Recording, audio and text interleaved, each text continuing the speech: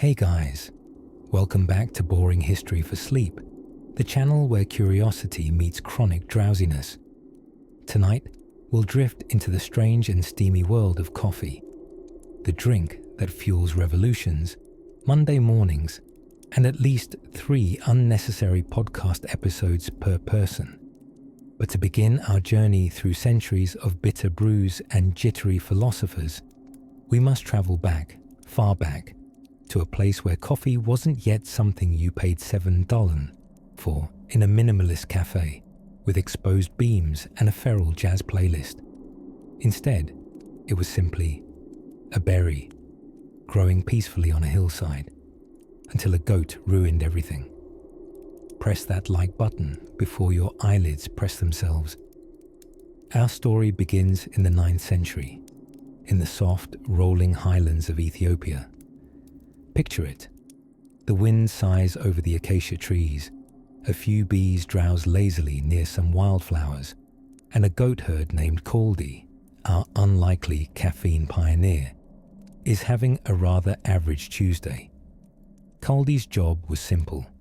Watch the goats, make sure they don't eat anything weird, don't let them unionize. But on this particular day, Caldi noticed something odd.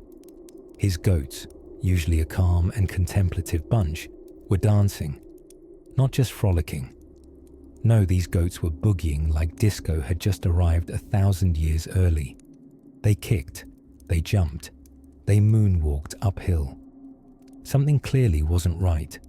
Concerned, or possibly intrigued, Caldi followed the trail back to a small grove of radiant, green-leaved shrubs dotted with bright red berries. His goats had been snacking on them like it was an open bar at a goat wedding. Naturally, Caldi did what any historically underqualified botanist would do. He tried one.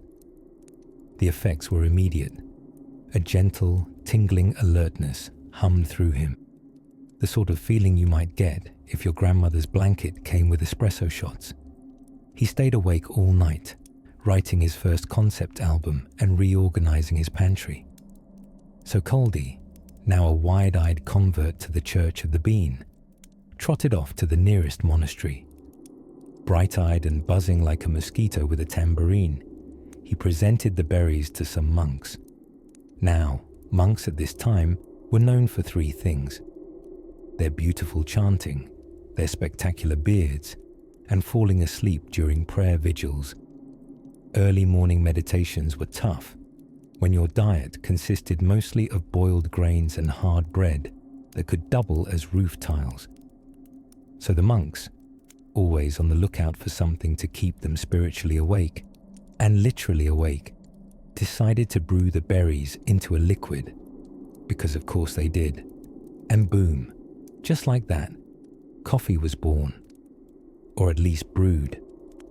The monks found that drinking the dark, bitter potion helped them stay alert through even the longest late-night prayer sessions.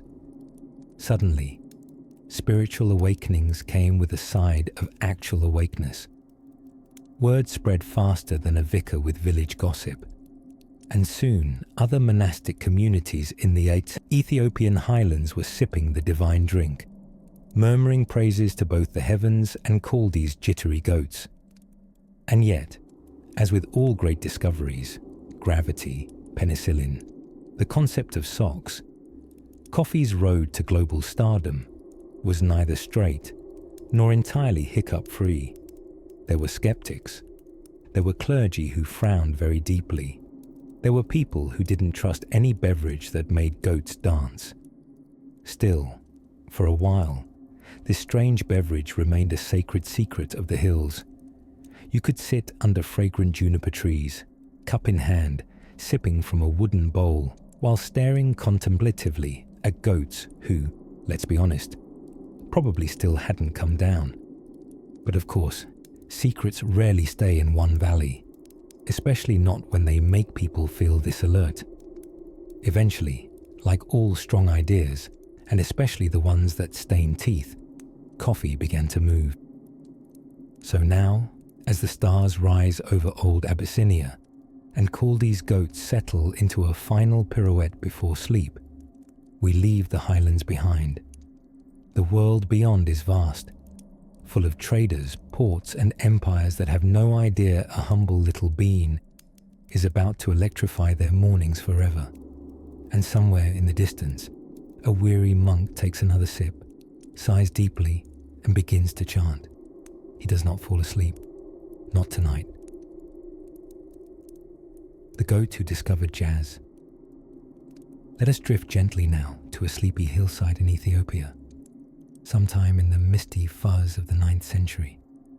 The skies here hum with the low sigh of wind-cloaked mountains, and the earth breathes through acacia trees and thick humming groves. Somewhere in these folds of the land, a young goat herd by the name of Kaldi is about to have a very confusing day. A day that will, quite unintentionally, change the way millions of people wake up in the morning. Kaldi was not a historical overachiever. He herded goats and did it without flourish. His life was mostly walking, waiting, petting the occasional friendly goat, and trying not to lose all of them at once. A harder job than it sounds. His only true companions were the goats themselves, and perhaps a particularly judgmental blackbird who followed them around, possibly as a freelance critic. Now, on one particular afternoon, Kaldi noticed something strange. His goats were dancing, not skipping or frolicking, which, to be fair, goats do quite a lot of, but dancing.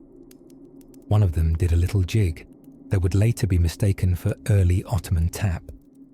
Another attempted a series of joyful backflips that defied several mild laws of physics. Kaldi watched, gobsmacked, as they pranced around a low leafy shrub covered in tiny red berries. The goats were eating the berries and immediately launching into what could only be described as a caffeinated, interpretive ballet. Being a curious soul with a severe lack of adult supervision, Kaldi decided to try the berries himself. The taste was somewhere between forest raspberry and bitter hostility. But the effect? Electric. Within minutes, Kaldi had an alarming amount of opinions, new confidence in his ability to whistle symphonies, and a mild headache from attempting to harmonize with goats. Whether the goats truly danced, or Kaldi simply hallucinated the whole event after fasting too long, is, like most ancient anecdotes, lost to time and goats' famously unreliable storytelling. But the legend lived on. Kaldi, energized and possibly a bit wired, took the berries to a nearby monastery. Now, monasteries at the time were a haven of peace, quiet prayer, and monks desperately trying not to fall asleep during those very long early morning vigils. Enter Kaldi, jogging in place and offering them goat juice berries, with all the enthusiasm of someone who's had too much of his own product.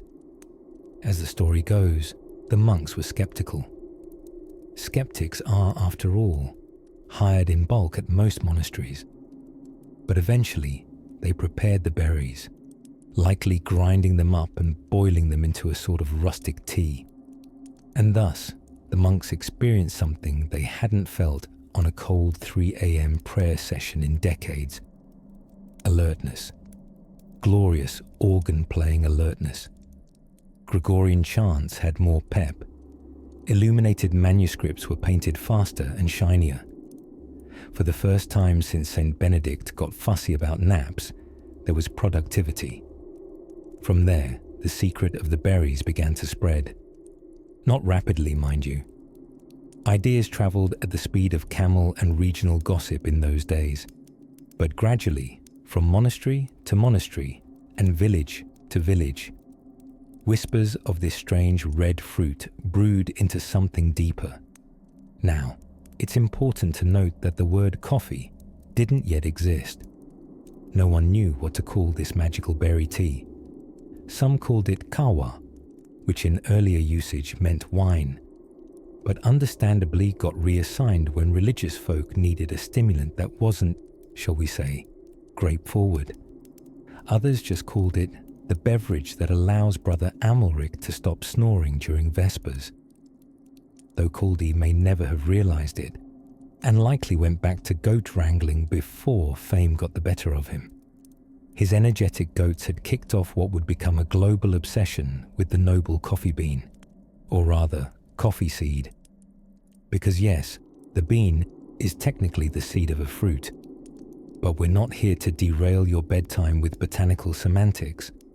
What matters is that high on an Ethiopian hillside, a boy and his very expressive goats discovered a secret written not in books, but in jittery hoofprints and jitterier monastic calligraphy. And as the sun sets gently over those old berry-covered hillsides, the winds begin to shift eastward, toward the ancient ports of the Arabian Peninsula, where the humble berry will soon be taken on a sea voyage that changes its fate forever. The Sufi and the steam. If you're drifting somewhere between wakefulness and dreams, then you're in the perfect headspace to meet a few mystics, robed, reflective, and just about one sip away from discovering the divine via a hot beverage. Tonight, we steep ourselves in the world of the Sufi mystics, seekers of inner truth, poetic dancers of the Islamic world, and very early adopters of coffee. Our story meanders down to Yemen in the 15th century. The air is dry but fragrant, alive with the spiced winds that carry whispers across the Red Sea. And somewhere tucked away in a Sufi monastery, picture sun-bleached stone walls and soft lantern glow, there's a group of monks not meditating with sleepy detachment, but swirling quietly in spiritual ecstasy, courtesy of tiny cups of a strange, dark liquid. Coffee, known here as kahwa, has found its purpose. To understand why this mattered, it helps to know what Sufis actually did. They weren't just philosophers in flowing robes.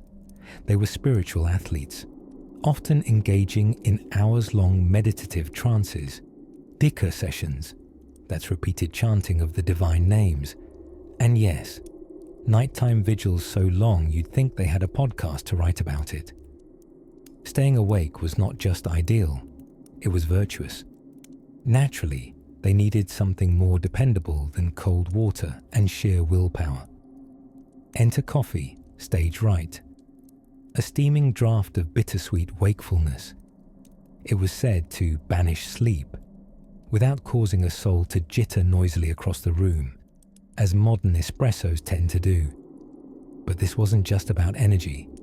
For the Sufis, coffee became more than fuel. It was ritual, sacred, a divine companion to contemplation. Picture rows of men in quiet unison, each lifting a tiny porcelain cup, like it's an offering to heaven. The warm aroma rose like incense. The sip was a sermon. Drinking it became a kind of prayer.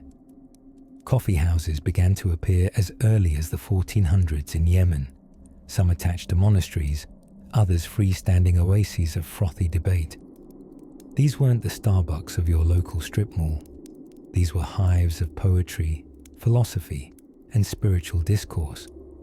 Sure, there might sometimes be a lute, some very enthusiastic clapping, or a man reciting 34 verses about the moon, but otherwise a soothing scene. Think jazz club without the jazz, replaced with theology and organized staring. In the city of Mocha, yes, the drink and the place are deliciously related. Coffee became an export item of delightful interest. Mocha was a port town, humming with maritime merchants and spicy gossip.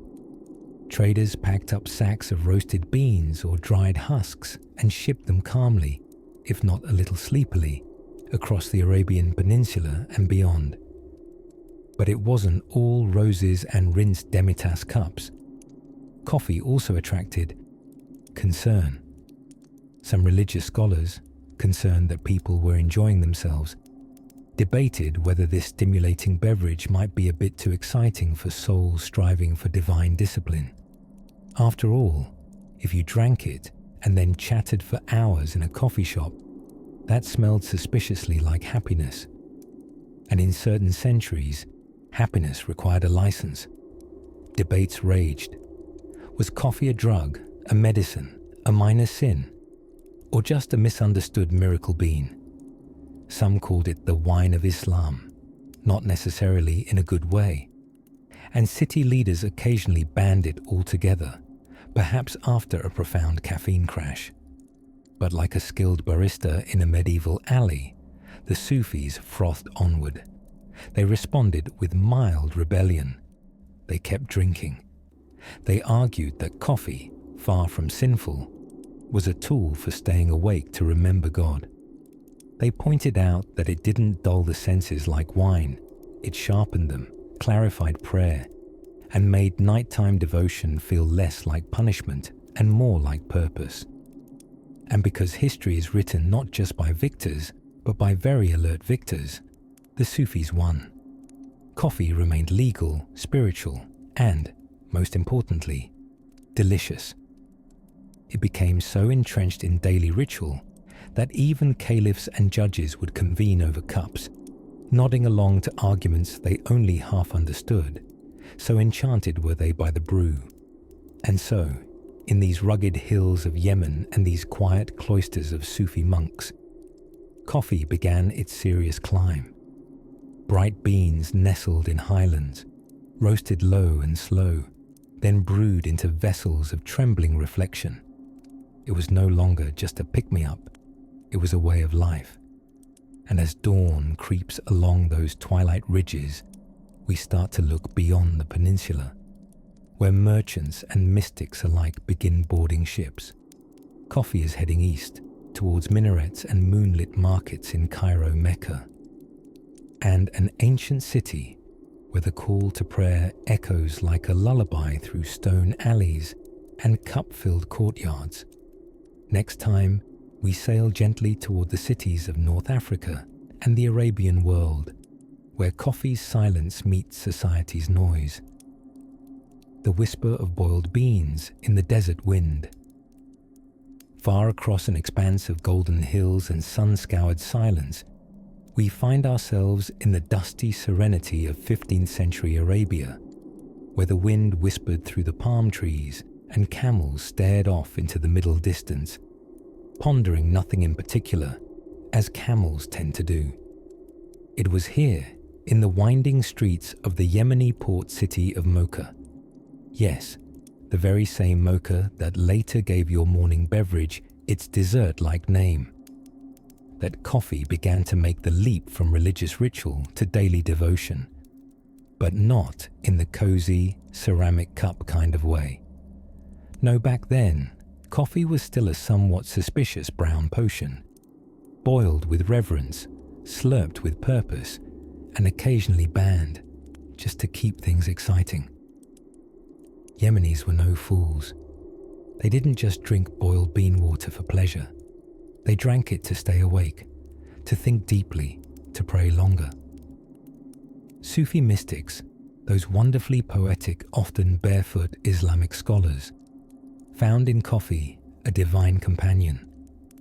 When the midnight vigils ran long and the spiritual inspiration ran short, a hot cup of coffee could kickstart the soul and coax the divine into revealing its secrets, or, at least, keep the drowsiness demons at bay. Picture them, cloaked in flowing robes, fingers clasped around hot cups, swaying gently to the rhythm of chants, their eyes wide with both enlightenment and caffeine.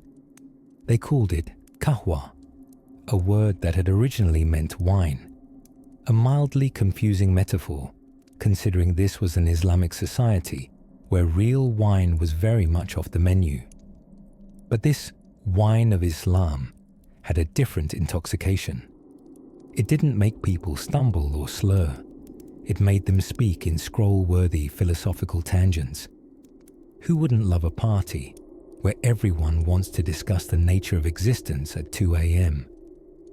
But like all things that keep people awake and talking, coffee soon caught the wrong kind of attention. The local authorities took one look at these lively discussions in the corner cafes, newfangled schools of the steaming cup, as one scholar put it, and said, in ancient bureaucratic Arabic, Suddenly, people were drinking coffee in droves. Not just the mystics, traders, students, poets pretending to be students, all huddled around pots of freshly brewed brew, talking about love, religion, and whose donkey had the most honest eyes. Cafes, known as kawa houses, sprouted like mushrooms after rain, only louder and with more arguing about theology. Alarmed by this caffeinated fervour, some officials worried that coffee encouraged dangerous things, like free thinking, social critique, and friendly laughter. It reminded them, uncomfortably, of wine taverns, and so coffee was occasionally banned in parts of Yemen. For the record, banning coffee has never once worked in the whole of human history. We simply get twitchier and more creative about finding it. In fact, the first official coffee ban may be the coziest revolution never told.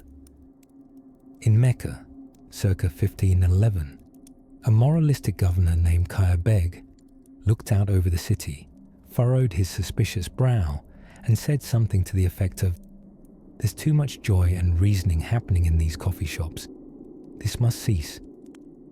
He blamed it for causing tumultuous assemblies, which sounds like a lovely little band name now, but at the time, it suggested a threat to his grip on sleepy social order. He gathered scholars and doctors to testify that coffee was either a drug, a sin, or an indecisive fruit soup. The reaction, outrage. The people protested, scholars debated, and even the Sultan of Cairo, upon hearing about the ban, rolled his eyes so hard that several tea kettles were knocked over by the ripple effect.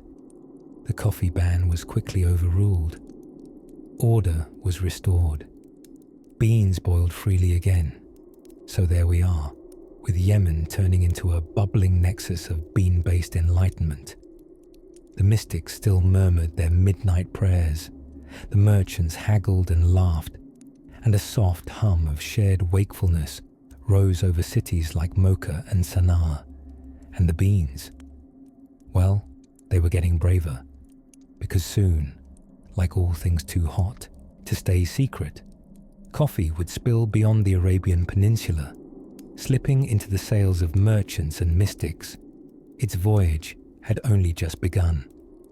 Next, we'll drift gently across the shimmering sea and watch how coffee, that resilient little seed, found a new home in the Ottoman Empire, where it would become both imperial delight and imperial scandal.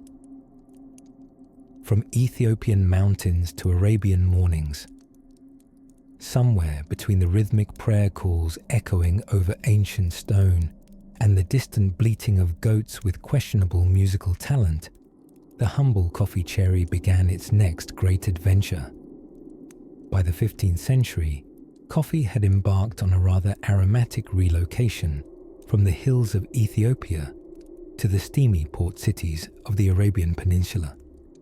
It was no longer just a berry pecked by excitable goats. No, it was edging into the realm of the divine, the medicinal, and, depending on who you asked, the slightly scandalous.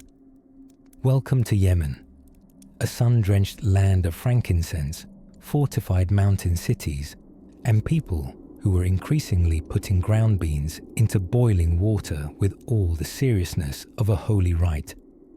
Yemen would be the first true home of what we now think of as coffee as a drink, not chewed, not fermented with animal parts, not traded as a dried berry one sniffs dramatically and then promptly forgets. This was liquid, hot, bitter, stimulating, a beverage. And the men who took it most seriously? The Sufi mystics. Sufis, if you're not familiar, are the twirling, whirling, poetry-loving branch of Islam who looked at spiritual practices and thought, could this be more musical and maybe more caffeinated? Their nighttime prayers sometimes stretched on through the wee hours. And lo, here appeared a miracle drink to keep the faithful awake during hours of deep, trance-like devotion. According to some tales, Sufi monks in Yemen discovered that boiling the roasted beans and sipping the brew not only kept them from dozing off mid-ticker, that's a devotional chant, not a sneeze, but it also gave their minds a curious clarity, as if their meditations were no longer floating upstream in molasses. The drink began spreading quietly through monasteries and port towns, largely by word of mouth and occasionally by enthusiastic praise shouted by someone who had had 3 cups in under an hour. It was around this time that coffee picked up an official name, a word that had been drifting around since Ethiopia, but now stuck with a permanent passport stamp. The Arabs called it kahwa, originally a word that referred to wine. Poetic, really, for a drink that made one feel so spirited, it might as well have been fermented grapes in a clever disguise. Imagine, if you will, small stone meeting houses filled with the low murmur of recited verse, steam rising from ornately carved pots, and long robes rustling as scholars, merchants, and mystics gathered around to sip something both connecting and curious. Coffee, here in Arabia, gained a social life, but not without drama. Oh no, if history has taught us anything, it's that humans will happily start a revolution over taxes, tea, or a new poet being mean on the internet. So of course, coffee ruffled a few turbans. Some conservative religious leaders in Mecca raised concerned eyebrows and likely racing heartbeats. Was it a drug? Was it intoxicating? Did it make men chatter too much and question too freely? There were even attempts to ban it in the early 16th century, which disgruntled locals responded to less with violence and more with long, passive-aggressive debates in their local coffee houses. You see, coffee was becoming more than a drink. It was culture. It was community. It was conversation marinated in caffeine. Morning prayers were followed by a midday cup. Evenings stretched into musical recitations accompanied by repeated refills. Poets sipped it while scribbling verses. Merchants negotiated across steaming mugs. And occasionally, someone would get so jittery they tried to write a sonnet and do math at the same time. Further down the Arabian coast, the port city of Mocha, yes, that Mocha, began to rise in importance. Its docks swelled with cargoes of precious beans. Sailors passed sacks of roasted dreams onto waiting ships. And slowly but surely, word of kahwa floated across seas and deserts toward lands that had no idea how wired they were about to become. So as the moon climbed slowly above the domed rooftops of Sana'a, and ancient caravans settled down for the night, the scent of roasted beans whispers softly into the dark. The Arabian world has taken in a foreign berry, brewed it with reverence, scandal, and song, and ignited what history might call the beginning of the world's happiest dependency.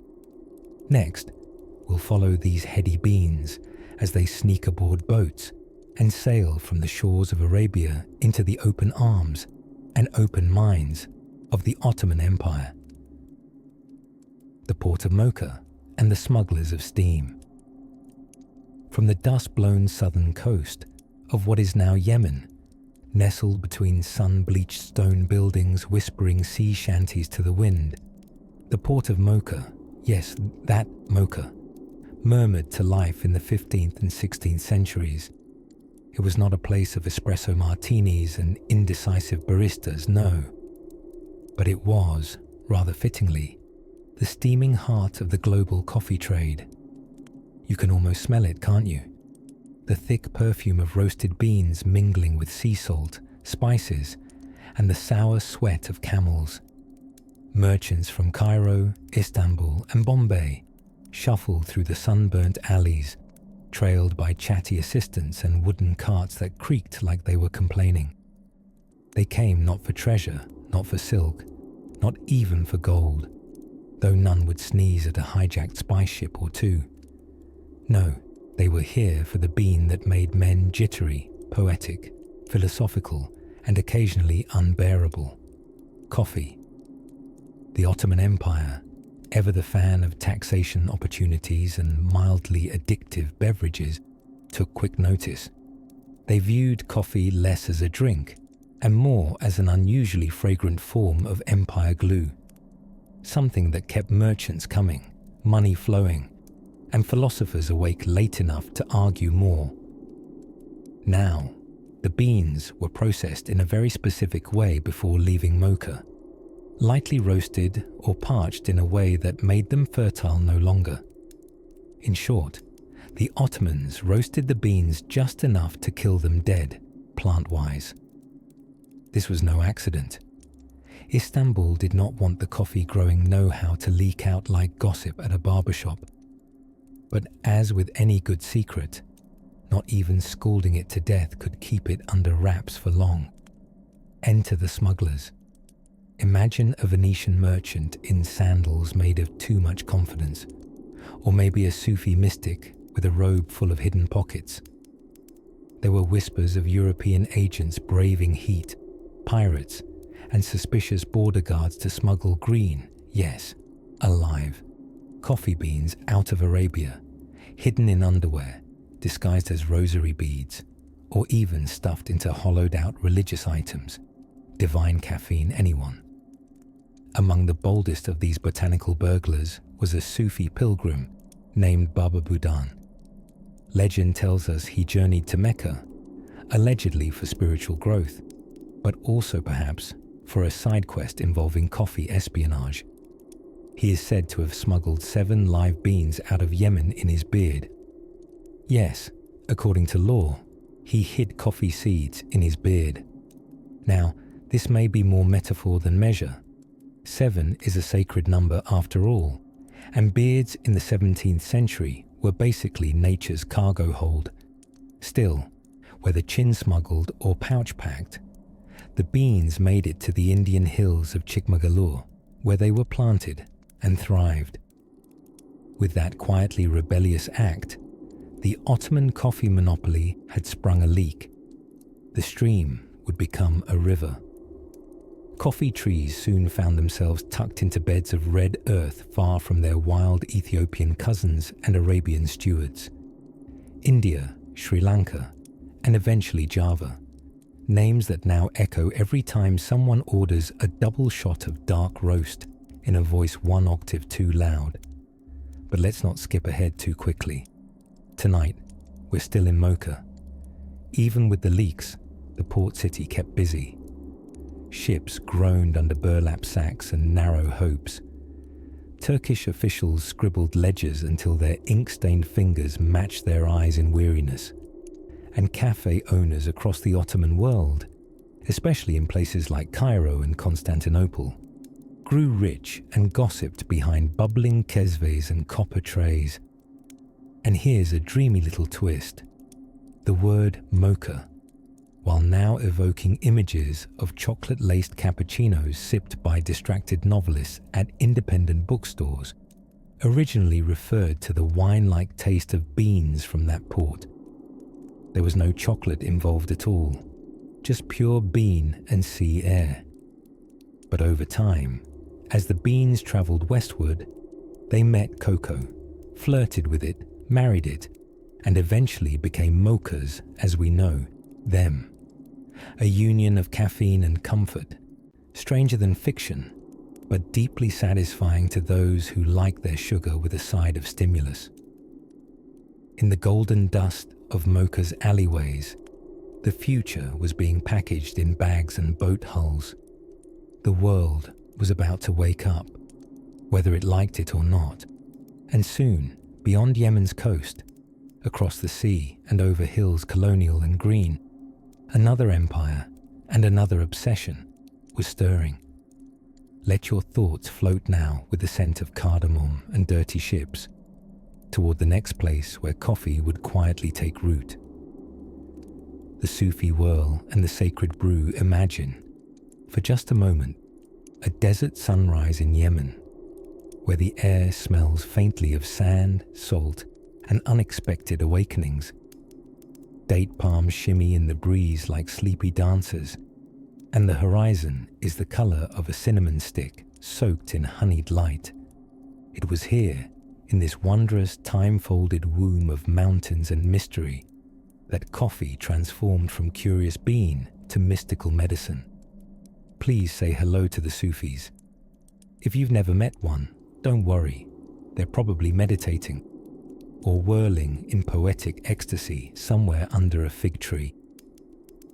The Sufi mystics, Islamic spiritual seekers known for their rhythmic chanting, music, and fondness for metaphorical birds of the soul, were early adopters of the energizing magic inside the humble coffee cherry. Between the 13th and 15th centuries, Sufi monks in Yemen weren't just sipping coffee, they were charging their nights of prayer with it, percolating the divine into their very cartilage. Now, Yemeni Sufis weren't your average sleepy monks. Their rituals often lasted deep into the night and far into the mysteries of the universe. Chanting, spinning, praying, occasionally levitating, though sources disagree on that last bit. Naturally, staying awake for such celestial marathons required more than willpower and dates. They needed something more brewed, and coffee, by sheer coincidence or divine caffeine intervention, offered that little nudge toward heavenly alertness. The Sufis referred to their enchanted drink as kahwa, the same term once reserved in Arabic for wine. This wasn't entirely accidental. Coffee, after all, bore spiritual resemblance to wine. It was dark, warming, transformative, and capable of making a man weep into his sandals. But unlike wine, it didn't make you start poetry competitions with passing goats or hug sand dunes at 2 a.m. No, kahwa made you chant until sunrise and still have room for baklava. Yemen quickly turned into a buzzing little bean empire. The port city of Mocha, yes, that Mocha, became the Starbucks of the medieval world. Ships arrived eager to load their hulls with precious green coffee beans, which were sun-dried and packed like treasure. The beans were so valuable, in fact, that Yemen strictly forbade their export unless they were roasted, so no one could plant them elsewhere. A bit like selling a banana smoothie, but keeping the bananas secret. Still, you can't dam the flood when the river smells like promise. The faithful spread the beverage far and wide in their travels, along with embroidered tales of nighttime awakenings and divine visions prompted by this mystical brew. Coffee's reach traveled along trade routes to Mecca, Cairo, and Istanbul. But before it left Yemen's embrace, it had to pass through the hands of one especially caffeinated spiritual traveler named Ali ibn Umar al-Shadili. Ali ibn Umar, a true Sufi of the bean, was said to have carried coffee from the highlands of Ethiopia to Yemen and then helped shape its devotional use. Whether this is lore or literal, well, history plays coy on that. But somewhere between myth and waking dream, our cup runneth over. By the time the coffee houses of Mecca became popular in the 15th century, the beverage was already being dubbed the wine of Islam. Unlike its boozy cousin, coffee kept people dancing in prayer rather than drowsing under grapevines. Cities started to hum after sunset. Muezzins called to prayer with notably crisper tones, and philosophers began thinking twice as fast while still saying 5 times too much. Of course, not everyone welcomed this bean-fueled enlightenment. Some conservative scholars cried foul, accusing coffee of inciting impious behavior, loud conversations, and, heaven forbid, a tendency to ask too many questions. but others defended it as a gift from God himself, a kind of spiritual octane for the soul. Even the scholars who hated the coffee houses sometimes secretly frequented them, hiding behind large turbans and pretending to be interested only in chess. But back in the Yemeni mountains, in quiet Sufi lodges smelling of rosewater, incense and roasted beans, the original coffee rituals continued, part wakefulness, part worship, part whisper to the stars. And it's there, far from the empires and soon-to-be caffeine bans, that the true heart of coffee was nurtured. Not just a drink, but a bridge between the earthly and the divine. A liquid mantra, passed from hand to hand, heart to heart. As twilight deepens and the chanting softly echoes across centuries, let us gently follow coffee as it crosses oceans and leaps over borders, caught in the sails of merchants, thinkers, and the occasional mischievous smuggler. The Sultan's steaming secret. In the gentle glow of a crescent moon over the Ottoman Empire, some 5 centuries ago, a cup of coffee sat quietly on a polished brass tray, its surface mirroring the flames from an ornate oil lamp. That coffee, likely steaming with intrigue and a good deal of cardamom, was no less than a royal affair. You see, the Ottomans didn't just enjoy coffee, they practically invented the modern art of being dramatic about it. This was a time when sipping a cup of coffee could be considered revolutionary, or romantic, or occasionally punishable by death, depending on who spilled the beans to whom. Let us drift, for a moment, into the silken-robed courts of Sultan Suleiman the Magnificent, a man whose coffee game was, frankly, magnificent. Suleiman ruled in the 16th century, an era of dazzling architecture, swirling poetry, and an aggressive expansion of territory, waistlines, and highly caffeinated rituals. The Ottomans encountered coffee sometime in the mid-1500s, likely through trade with Yemen, where coffee drinking had begun as a Sufi spiritual practice. Once in Istanbul, the beverage rose quickly from mystical elixir to elite indulgence. It wasn't long before the Turks had added their own flourish to the preparation, roasting the beans until nearly black, grinding them into a fine powder resembling powdered wishes, and simmering the brew slowly in little copper pots called sezves. This wasn't just grab-and-go liquid maintenance. No, this was an event. There was ceremony. There were steps. Sugar levels were chosen in advance because proper Turkish coffee doesn't do second chances. And it was always served with water, just in case guests were too polite to say they'd been chewing on garlic since lunchtime. Inside the luxurious walls of the Topkapı Palace, Suleiman's harem had their own dedicated coffee kitchen, because nothing says imperial efficiency like caffeinating 60 concubines at once. The women of the harem not only drank coffee, but were famously trained in the gracious art of its preparation. A woman's eligibility for marriage could even hinge on her skill with a kezve.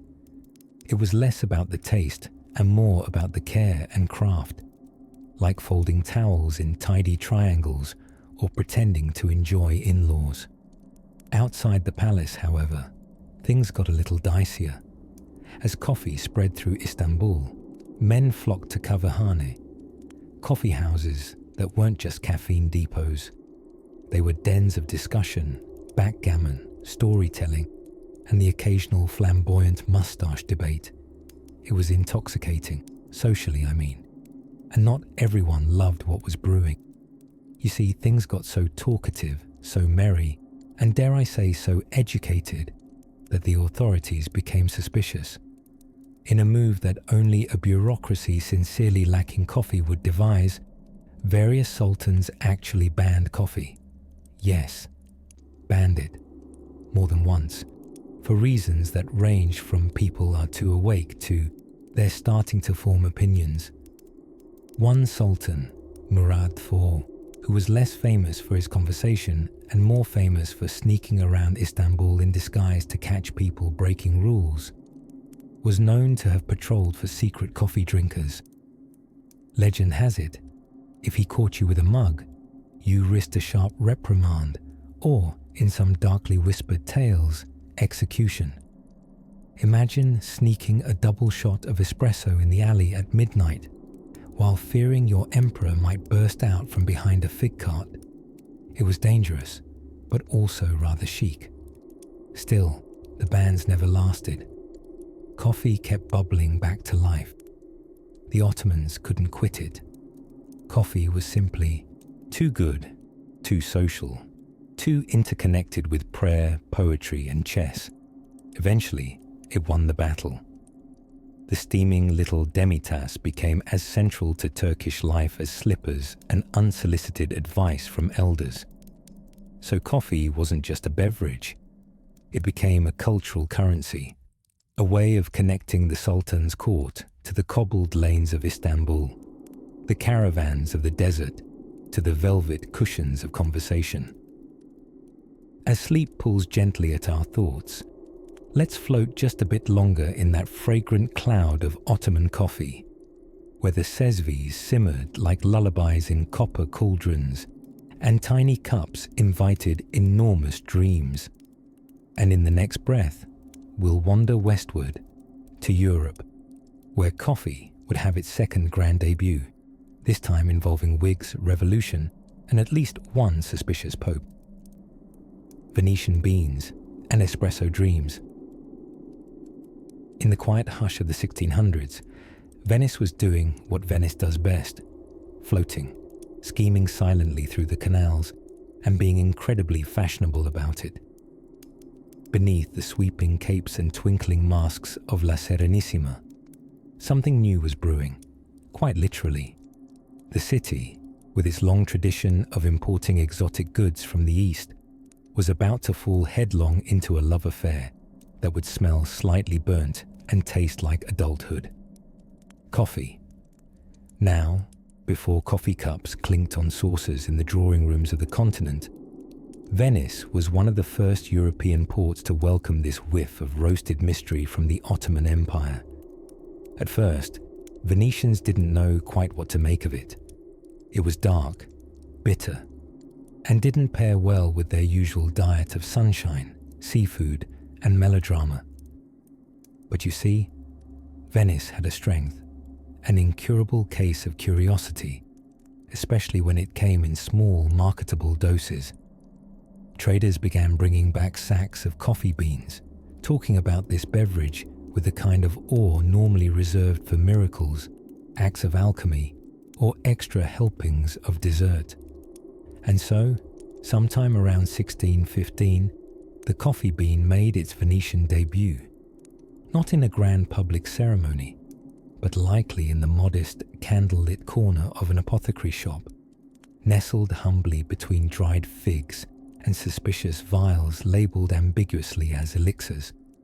It was introduced, not as a drink, but as a tonic, something to stimulate the weary mind and, helpfully, the sluggish bowel. But what began as medicinal began crossing into something more social. Venetian high society, always alert to new ways to be interesting, started dabbling. Enter the café, public coffee houses that felt half like salons, half like cozy conspiratorial hideaways. Aristocrats and aspiring poets would gather under frescoed ceilings, sipping their coffee the way cats judge humans, with quiet intensity. What they drank, though, was not yet the creamer-capped espresso shot of modern dreams. The brewing methods were crude, boiling, spilling, straining through questionable linens. It wasn't refined, it wasn't elegant, but it was, in its essence, attempting to charm the soul, just like Venice itself. As demand increased, so too did the concern. Church officials weren't sure what to make of this foreign bean juice. Some declared it a satanic brew, far too stimulating for anything other than sin.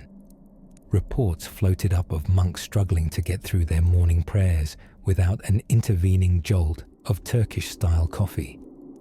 The scent of scandal mingled with Arabica. And yet, one key moment turned the tide. Pope Clement VIII, presented with a steaming cup, was asked to denounce the drink. He sipped, and with the solemnity only a pope could muster, declared it so delicious that it would be a sin to let only the infidels enjoy it. In other words, if this is the devil's beverage, then the devil's doing a fine job, and that's all coffee needed. A gentle kiss of papal approval, permission to pour, espresso as we know it. That would come much later. For now, Venetians were flirtatiously courting their newfound friend. Coffee houses began popping up with lush curtains and dark panelling. Think of gentlemen in powdered wigs, waxing philosophical while discreetly spooning sugar into their tiny porcelain cups. Think of violin music echoing over canals, and gondoliers briefly abandoning boat work to sip something that kept them humming well into dusk. Coffee became more than a drink. It was a performance, a signal that one was refined, alert, and socially adventurous. In an age before social media, the cafe was your status update, your brew, your bio, and the bean. Well, it had begun its slow conquest of the continent, one ornately laced glove at a time. But even as Venice stirred its bittersweet potion in silver spoons, something else was happening just across the Alps. In the frosty chill of Vienna and the stiff collars of the Habsburgs, coffee was about to become something far more elaborate, something involving whipped cream, sieges, and spies. But we'll paddle gently in that direction next. For now, let the gondoliers fade into the starlit canal, their coffee cups empty and their songs half finished. The Ottoman sips and schemes, as the moon glows quietly above the minarets of imperial Istanbul, once Constantinople and future crossword puzzle answer. The world of coffee swirled into its most mysterious and luxurious phase. Imagine silk slippers on marbled floors and thick coffee brewed into tiny porcelain cups, each one strong enough to make a janissary blush. Yes, friend, we've arrived in the lands of turbans, tulips, and Turkish coffee. The Ottomans, masters of expansion, architecture, and passive-aggressive bureaucracy, took their coffee like they took their empire, seriously and slightly sweetened. When coffee arrived from the Arabian Peninsula during the 16th century, it initially ruffled feathers, particularly the well-groomed ones in religious circles. Ottoman clergy were notoriously skeptical of beverages that made people speak faster and challenge authority. If Allah had wanted you to stay up all night, one might have argued, He wouldn't have given you eyelids. Their concern wasn't entirely misplaced. Coffee had a curious way of making people stay awake long enough to start asking questions. Dangerous things in an empire run by very sleepy sultans. But banning things people love rarely works. The first effort to outlaw coffee in Istanbul happened under Sultan Murad IV in the 1600s. He was the kind of ruler who liked things quiet, orderly, and free from loud scholars drinking caffeinated potions while discussing math. Murad, who was not a fan of collections of humans doing anything other than agreeing with him silently, sent out coffee inspectors, yes, that was a real job, to sniff out underground cafes and enforce caffeine compliance. First-time offenders might get a warning. Second-timers could expect a beating. By the third offense, legend has it the punishment was decapitation. Now, historians disagree on whether folks were actually losing their heads over cappuccino discussions, or if this was more metaphorical palace gossip. But one thing is certain, the crackdown didn't stick. By the time Murad closed one coffee house, 3 more had opened around the corner, all with names like the Foam Mustache, Bean Bazaar, or, presumably, We Promise This Is Just Tea. Why did the Ottomans fall so hard for coffee? Well, consider this. Most of the social spaces available at the time were either mosques, which frowned on prolonged chit-chatting, or markets, where shouting was encouraged, but chairs were not. Enter the Karathane, Ottoman coffee houses. These were not simple stimulant stations. They were literary lounges, political cafés, and theatrical salons. Imagine a mix between a smoky jazz club, a town hall meeting, and an open mic poetry night, but with better mustaches. There, men gathered to read aloud from epics, play chess, debate policy, and drizzle syrup into pastries that may or may not have violated structural integrity laws.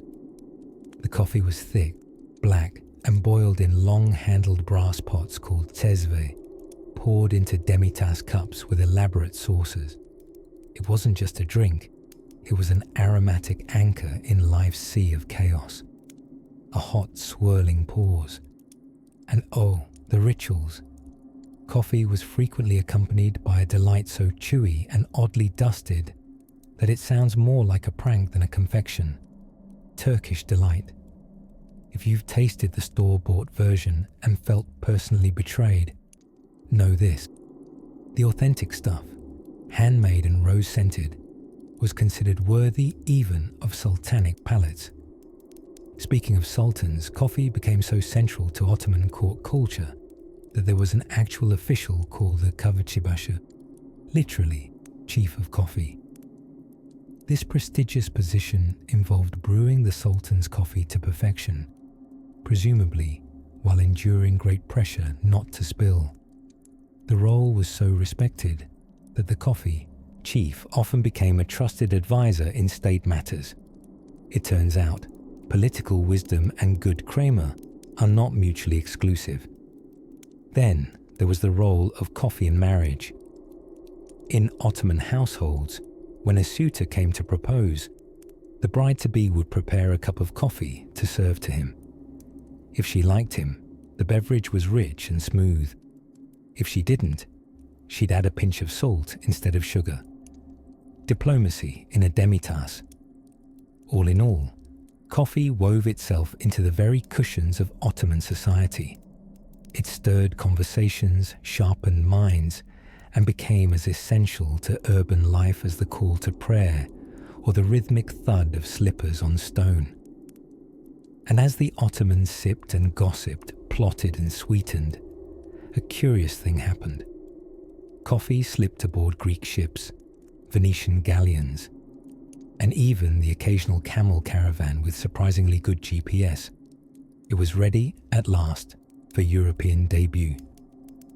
Our next stop, Renaissance Europe, where coffee would cause fear, confusion, and an existential crisis for tea drinkers everywhere.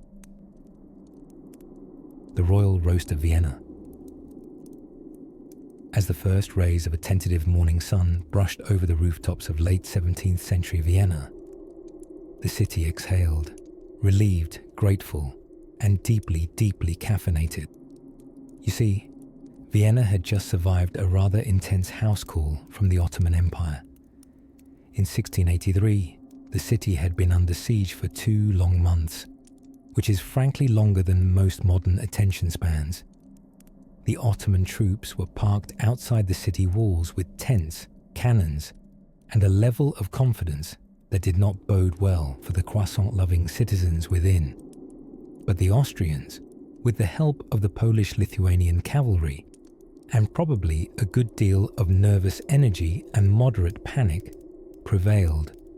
And when victory was claimed, the Ottomans retreated in haste, leaving behind a peculiar assortment of treasures, silk tents, gold-embroidered saddles, and, most intriguing of all, around 500 sacks of mysterious brown beans that smelled faintly like burnt almonds and morning ambition. Now, most Viennese had absolutely no idea what these beans were. Some assumed they were camel food. Others, particularly the war-hardened bakers, thought it might be a new type of flour that had unfortunately been on fire for several days. But one man knew exactly what he was smelling. Enter stage left, Jerzy Franciszek Kulczycki, former diplomat, former soldier, possibly spy, almost definitely the sort of man who always has a mysterious half-smile and a plan involving pastries. Kulczycki, in addition to being a war hero, had spent time in the Ottoman Empire and had developed something of a taste for the local drink brewed from these charred little nuggets. And with that great gift of wartime looting and excellent timing, he asked the Habsburg powers that be if he could keep the sacks of coffee beans the Turks had abandoned. In a delightful historical metaphor for modern intellectual property theft, they said yes. With his trophy, beans in hand, Kulczycki went on to open what is widely considered to be Vienna's first proper coffee house. Now, let's not be too hasty in picturing our modern caramel-laced coffee dens. His establishment was likely sparse. Wooden tables, stern candlelight, and the pervasive smell of caffeinated optimism. But he had a plan. You see, while Vienna was allegedly full of war-hardened heroes, it remained a city of people who understood cake. Kulczycki knew he needed to soften the bitterness of the Ottoman-style brew to lure in the sweet-toothed Viennese. He added milk, he added sugar, and, if legend is to be believed, he served his coffee alongside crescent-shaped pastries meant to mock the defeated Ottoman flag. Thus, with a smirk and a scorn, the Viennese coffee house was born. This was not only the beginning of coffee culture in the city, it was the birth of a social revolution powered by caffeine and clever decor.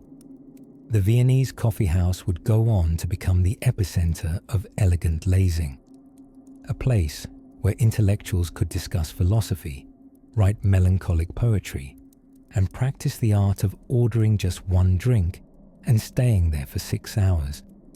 There were newspapers, there were marble counters. Eventually, there were pianos. If a Renaissance salon and a bakery had a child who read a lot of Kafka, it would be a Viennese coffee house. And in that warm, sugar-scented ambience, coffee began to shed its foreign, exotic mystery and became, at last, a social glue. A drink not just for reviving soldiers or spiritual pilgrims, but for thinkers, gossipers, and professional lingerers. The fashion spread. Soon, other cities looked to Vienna and thought, yes, that's what we need. A warm cup, a little chair, and somewhere to sit that isn't your cousin's couch. The city had turned what was once war booty into a cultural inheritance, refining the preparation and performance of coffee into an art form. It laid the groundwork for the European café culture that would soon take Paris, London, and beyond by storm. All thanks to fleeing armies, abandoned beans, and one incredibly opportunistic man with a fondness for both strong brews and poetic irony. As the moon gently climbs back into place over Europe's tiled rooftops, we'll now glide toward another city, where coffee's arrival would challenge centuries of aristocratic tea-drinking tradition, and lead to a revolution that began with a whisper and ended in shattered crockery. Steam and silk. Coffee enters the Ottoman Empire. Through the aromatic haze of history, past the windswept deserts and velvet-turbaned sultans, we tiptoe now into the sprawling majesty of the Ottoman Empire. A place where empires stretched like well-kneaded dough, and where coffee, that once holy bean from Ethiopia, would soon rise to a new regal status, not merely a sacred drink, but a smoky, politicized cup of intrigue. Under the low glimmering lanterns of Istanbul, then Constantinople, or as the Ottomans lovingly called it, Constantiniye, coffee steamed into the lives of sultans, scholars, and slippered citizens with a purpose both caffeinated and cultural. The year was somewhere around the mid-16th century, and into the bustling city came two men from Yemen, with stories in their hearts and beans in their sacks, with the gracious confidence of men who knew they were bringing something much more exciting than dried lentils. They introduced the capital to a hot, bitter brew that would soon take the streets, courts, and bejeweled palaces by storm. Now, in a civilization known for its refined tastes, tilework so intricate it made marble blush, poetry that could bring a grown vizier to tears, and baklava with more layers than a diplomatic treaty, coffee was right at home. But this wasn't something you slurped from a paper cup at 8 a.m. while dodging camel drivers. No, coffee in the Ottoman Empire was elevated into ceremony, into poetry, into political weaponry, albeit with a dash of cinnamon. Kahve, as the Ottomans called it, became a social elixir, a mysterious black potion served in tiny cups the size of thimbles, set upon saucers like royal thrones. The royal kitchens had entire departments, yes, real departments, dedicated to the preparation, grinding, and service of coffee. One such position was the prestigious kahvechibasha, or chief coffee maker to the Sultan, a job so serious it fell just beneath guy in charge of royal secrets, and just above keeper of the velvet slippers. And the kahvechibasha didn't just make coffee. No. He was expected to brew trust with every cup. Many were former scholars, well versed in politics, religion, and the proper ratio of cardamom to bitterness. After all, when you pour for a sultan, every drop has diplomatic weight. But while the palaces sipped in delicate repose, the streets outside came alive with a new invention, the coffee house. These were far from the Starbucks-esque nooks we know today. Ottoman coffee houses were more like caffeinated salons of intellectual danger. Picture richly carpeted rooms with bubbling hookahs, clouds of smoke curling like paragraph breaks in an epic poem. Men sat cross-legged on cushions, talking of poetry, chess, scripture, and, most dangerously of all, politics. Yes, the Sultan soon realized you'd better watch a place where men drink together and question the cosmos. Coffee houses stirred more than beans. They stirred ideas, heated ones, rebellious ones, and possibly a few verses critical of His Majesty's elaborately brocaded socks. So by the late 1500s, coffee had found itself both adored and abhorred. Several times, waves of bans were issued against the drink and the houses serving it. Theologians argued over whether coffee intoxicated the soul. Authorities saw coffee houses as breeding grounds for sedition. One sultan even went so far as to disguise himself in rags and secretly inspect cafés. A royal caffeine cop, if you will, with a taste for both justice and jitters. But as with many things banned by empires, coffee's popularity only grew. Try telling a scholar he can't sip while writing odes about the moon. The result? More poetry. Perhaps slightly more jittery poetry. Ottoman coffee culture blossomed. The rituals became codified. Guests served in order of status. Cups rotated just so. And coffee's surface admired before the first sip.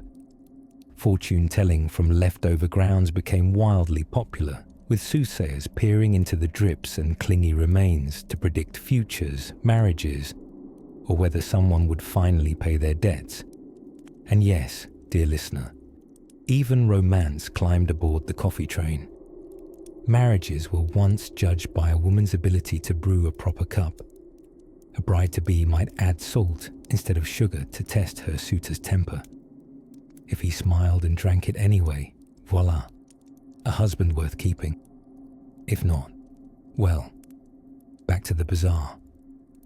As the steam rose from palace pots to street stalls, from velvet to coarsely woven robes, coffee had officially woven itself into the very soul of Ottoman life.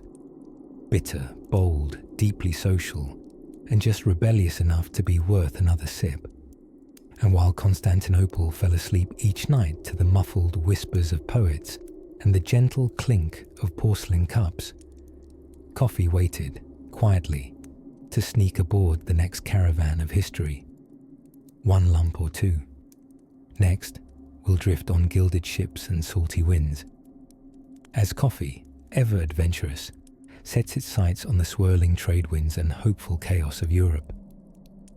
Steam and enlightenment, coffee houses and the birth of big ideas.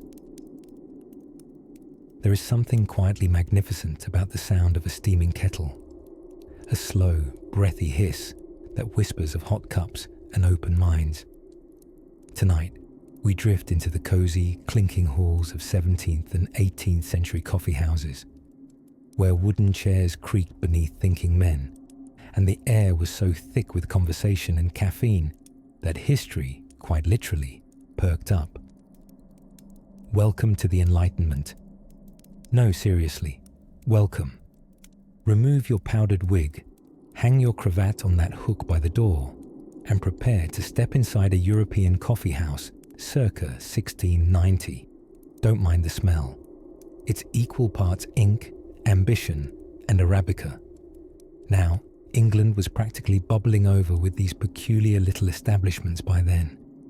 They went by many names, penny universities, most famously, because for the cost of a single penny, plus the price of your coffee, you could sit for hours and sponge off the intellect of everyone around you. There were no entrance exams, unless you count the ability to lift a mug to your lips and nod thoughtfully.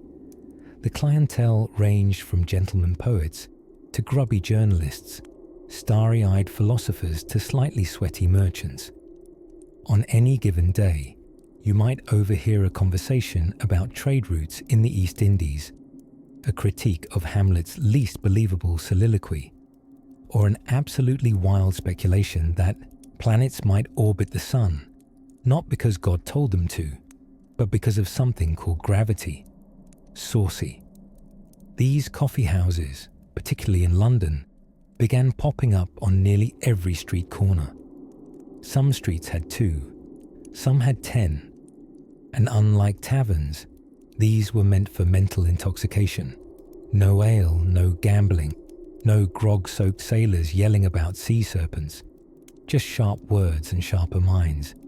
One such caffeinated hotspot, Don Soltero's, which advertised not only coffee, but obscure taxidermy, including a 2-headed calf and a set of mermaid claws, which were, if one squinted, suspiciously monkey-like. But what it lacked in actual mermaids, it made up for in atmosphere. Isaac Newton could have walked in, requested a strong brew, and sighed heavily about apples and inertia on a Wednesday morning. In France, the cafe scene was equally robust, but with more lace and syllables. The Café Procope in Paris became a haven for writers, artists, and people who used words like epistemology during casual lunch dates. Voltaire himself was said to consume up to 50 cups a day, though one suspects at least half of those were small, chic French cups with just a suspicious splash at the bottom. Nevertheless, it was enough to fuel hot takes on theology and monarchy that would, within a few decades, help inspire a little something called the French Revolution. Coffee houses became the first think tanks with terrible lighting. They were Twitter, but with less vitriol and more waistcoats. Satirical newspapers were born on their wooden tables. Political movements started between sips of Ethiopian roast. The age of reason, it seems, was highly caffeinated. And it wasn't just the thinkers. Business bloomed in these places as well. In fact, the mighty Lloyd's of London, a titan of maritime insurance, began as a small coffee shop run by Edward Lloyd, where ship owners and merchants traded gossip that eventually turned into policies, premiums, and presumably heated debates about barnacle damage clauses. It wasn't all civilized sipping, though. Some rulers grew suspicious. In 1675, King Charles II, in a fit of royal paranoia, tried to ban coffee houses altogether, calling them hotbeds of sedition. From his velvet-lined seat of power, he peered out at the foggy streets and saw them not as cozy hubs of thought, but as dens of dangerous ideas where common folk might do something outrageous, like read a pamphlet. But the people protested, politely of course, with furrowed brows and many consonants. His Majesty soon withdrew the ban. You can take away their ale, it seems, but not their Arabica. As candlelight flickered on copper kettles and quills scratched across parchment in growing haste, something extraordinary was brewing. And we're not just talking about the French roast. From smoke-wreathed corners to rickety wooden tables, the world was being remade, sip by thoughtful sip. And as we set down our delicate porcelain cup, the steam rising gentle as moonlight from its surface, we begin to wonder, what happens when this sacred drink crosses oceans, when ships carry it westward, not as an exotic luxury, but as a staple, an essential part of waking up? Let's sail onward and follow the trail of roasted beans as they arrive in the New World, where coffee meets colonies and breakfast may never be the same. Steam, silk, and sultans, Ottoman nights with a sip of coffee. Like steam curling from a copper kesve over glowing coals, coffee swirled its way into the heart of the mighty Ottoman Empire with all the finesse of an elegant court dancer. Let us drift gently now, through velvet curtains and jasmine-scented halls, into the palaces and marketplaces of Istanbul, then called Constantinople, a city perched between two worlds and vibrating to the rhythms of crescent moons and murmuring prayers. Now, one would be right to imagine the Ottomans didn't just stumble upon coffee. No. They orchestrated its rise like a music conductor, layering flute over strings, over percussion. It began in the early 16th century, when savvy merchants brought coffee from the bubbling coffee pots of Yemen to the discerning palates of Ottoman nobility. At first, this exotic black liquid was reserved for the pashas, viziers, and the sultan himself. It was known as kahwa. Rich, dark, spiced, and served in tiny cups the size of thimbles, but worth their weight in mahogany. And how they drank it. The Ottomans didn't just sip coffee, they curated it, prepared in very small, ornate pots called kesve, with slender handles made of wood or brass. It was brewed slowly over glowing embers. No filtering, no fancy milk art, just thick, tar-black coffee, often laced with cardamom or clove, sweetened or not, depending on one's romantic disposition. To drink Ottoman coffee was not merely hydration, it was a declaration of intellectual intent.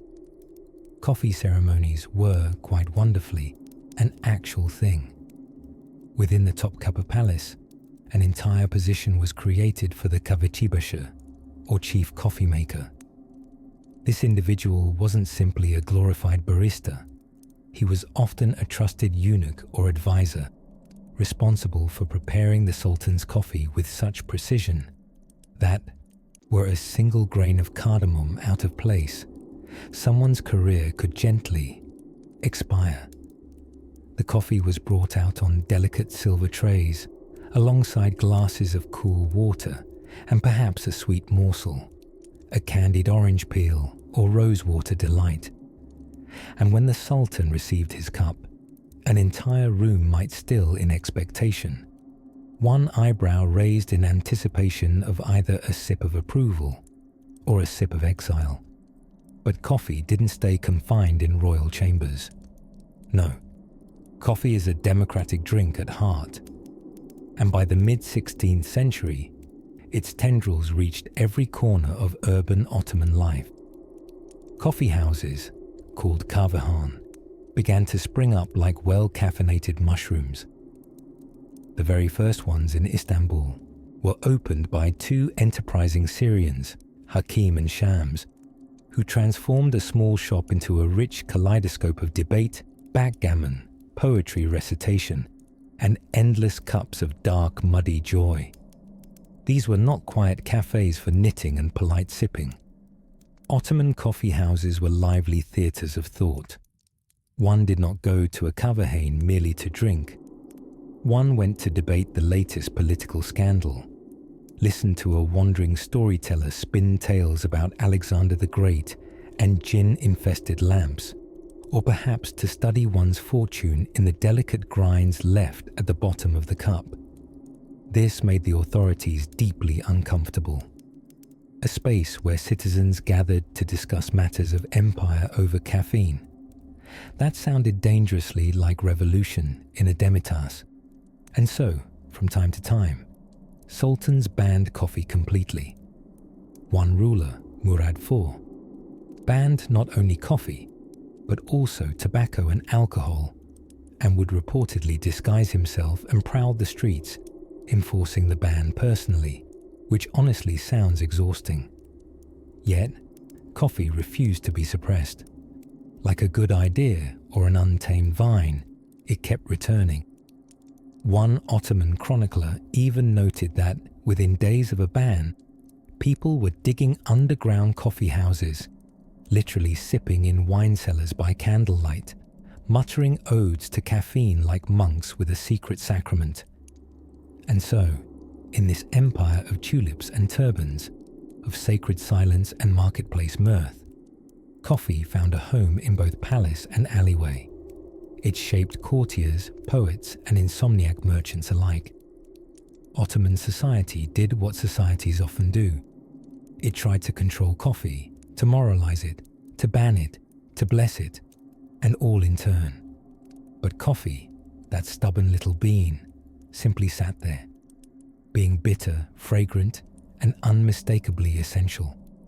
And as the crescent moon cast its light on the Bosphorus, steaming kesvis still hissed in both palace kitchens and street stalls. The magic of coffee had become not just habit, but heritage. Now close your eyes and picture it.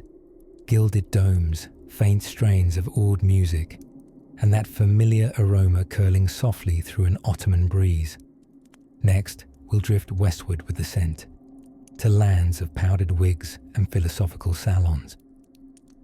Steam, snuff boxes, and the London coffeehouse craze.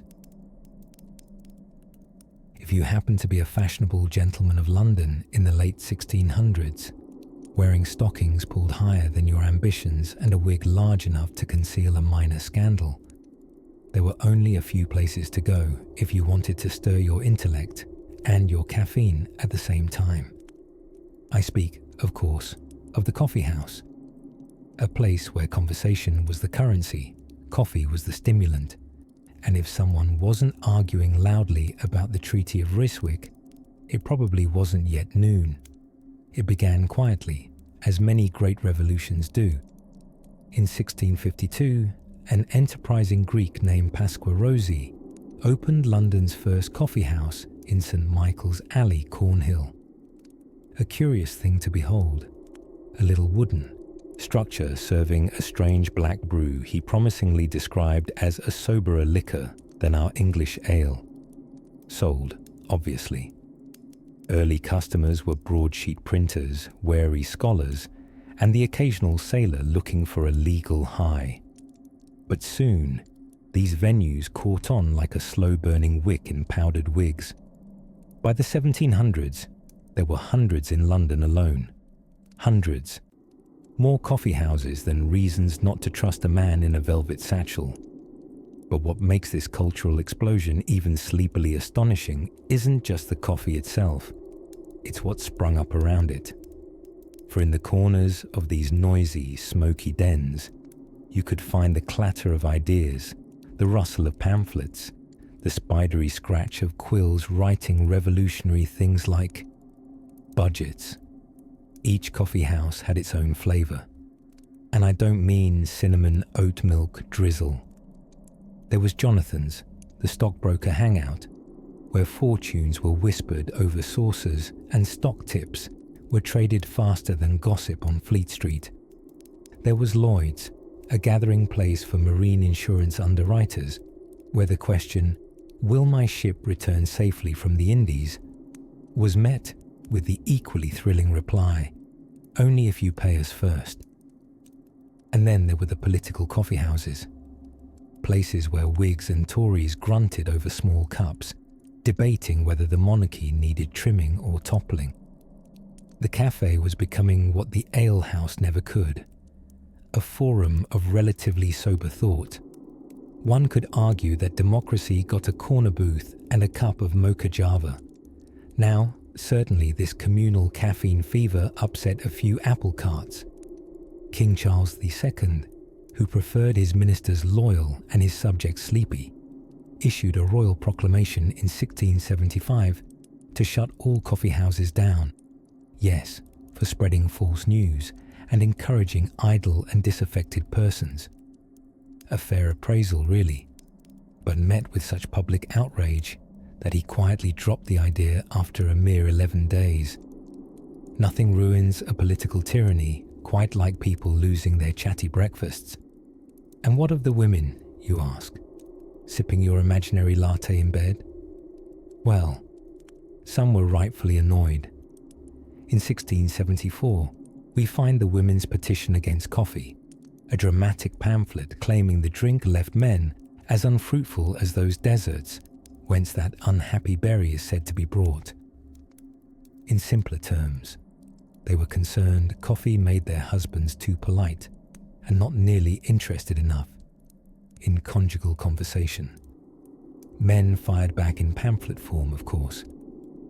There was the men's answer to the women's petition against coffee, which claimed coffee made men better in every way, particularly in philosophical endurance and, how do we say, romantic longevity.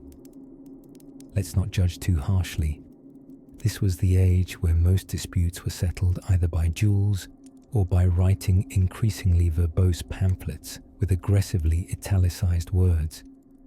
Meanwhile, amid this riotous buzz of bean-fueled banter, the humble coffee bean continued to travel across oceans, over mountains, into porcelain cups and parliamentary sessions. The steam rising from those delicate 18th century cups mirrored the stir of change rising through society. Coffee was no longer just a beverage. It was memory, ambition, rebellion, neatly served in a tiny cup with an alarmingly small handle. Yet beyond the hustle of London's cobbled lanes, someone else was perfecting a new method of brewing. Simpler, faster, somehow even more French. A device that would turn morning rituals into a ritualistic march of plungers and peculiar ratios. But that, dear listener, is a story dripping gently into the next page. The rise of the coffeehouse accountant. In the quiet, coffee-scented corners of 17th century Europe, something delightful and faintly ridiculous was taking shape. Picture it. Candlelight flickering against wood-panelled walls, inky quills scratching across ledgers, and the occasional scent of roasted beans mingling with wet wool and pipe tobacco. This was not a royal court or a library, nor the back room of an alchemist's quarters. No, this was a London coffee house, where the beverage of goats and Sufi mystics had become the drink of choice for accountants, merchants, poets, and pontificators. Yes, it is here, among the pewter cups and burnt grounds, that coffee began to reveal its true European destiny, not as a mystic elixir or aphrodisiac from the East, but as a tool of relentless productivity, a kind of socially acceptable pre-industrial magic potion that allowed one to speak Latin, calculate ship inventories, and write 500 words on the morality of sugar taxes, all before breakfast. These coffee houses, sprouting in cities like London, Paris, and Vienna, were not really houses in the cozy domestic sense. They were buzzing beehives of conversation, political scheming, and very mild caffeine-induced existentialism. Step inside one, and you might overhear at least 3 heated debates before removing your scarf. London alone, by the late 1600s, had over 500 such establishments, and just like modern coffee shops, they came with themes. One might be frequented by mathematicians, another by playwrights. Another still might be full of men who called themselves philosophers, but owned suspiciously few books. And naturally, in the midst of this civil buzz and bustle, someone had to keep track of things. Enter the coffee house accountant. He was not quite a modern CPA, and certainly not certified by any board other than the owner's worrying spouse committee. But he had a large ledger, a dark inkpot, and the formidable power of being able to determine who still owed for 6 cups of Arabian mocha and a game of backgammon. That's the thing about early modern caffeine culture. It had structure, because when your clientele are scribbling out trade deals on napkins, quoting Plato between puffs of a pipe, and launching small revolutions in the corner booth, someone has to run the till. Coffee houses were more than lively. Sometimes they were legally problematic. The English government in particular found them troubling. In 1675, Charles II attempted to shut them all down. Officially, it was because they were places of idle and disaffected persons who produced false news, which, in ye-old terms, was something between gossip and today's Twitter thread. But the backlash was instantaneous. Coffee drinkers, stiff-collared and furiously upright, rallied, not with pitchforks or torches, but with petitions and precisely argued pamphlets. The king backpedaled in less time than it took to roast a bean. The people simply would not part with their morning debates and midday cups. Across the continent, similar scenes unfolded. In Paris, coffee began stomping on the lacquered toes of wine and ale as the beverage of refined conversation. Viennese coffee houses came draped in elegance, filled with patrons who treated the act of drinking coffee like ballroom choreography, slow, poised, thoughtful. It became the fuel not just for commerce, but for contemplation, revolution, poetry, and silk waistcoats. But back in London, our noble accountant remained at the heart of it all, metaphorically perched upon a high stool, though usually standing on creaky floorboards. He kept the human symphony spinning, tallied debts, jotted ideas, sometimes offered corrections to a resume scrawled on parchment. He was the quiet force behind the chaos, the caffeine-fueled night of quills and coin. Strangely enough, this humble environment would go on to influence the modern newspaper. The Spectator was famously conceived in such a shop, between sips and stares into the abyss of philosophical disagreement and other people's muffins. It also birthed one of the earliest insurance agencies. Lloyd's of London began in a coffee house where ship captains and merchants gathered to talk coffee, cargo, and catastrophe. Eventually, they realized it was logistically efficient and somewhat hilarious to simply bet on which boats would actually make it home. And so, dear listener, next time you overhear someone sipping a macchiato and day trading from a coffee shop booth, remember the original caffeinated spreadsheets, the early ledgers inked beside tightly packed tables full of powdered wigs and 2 loose cravats, where the accountant's hand steadied both the bill and somehow the pulse of a brewing era. Let's curl deeper now into this old wooden chair of history, because next the beans will sail ever further, and into the hands of empires with unusually dramatic uniforms.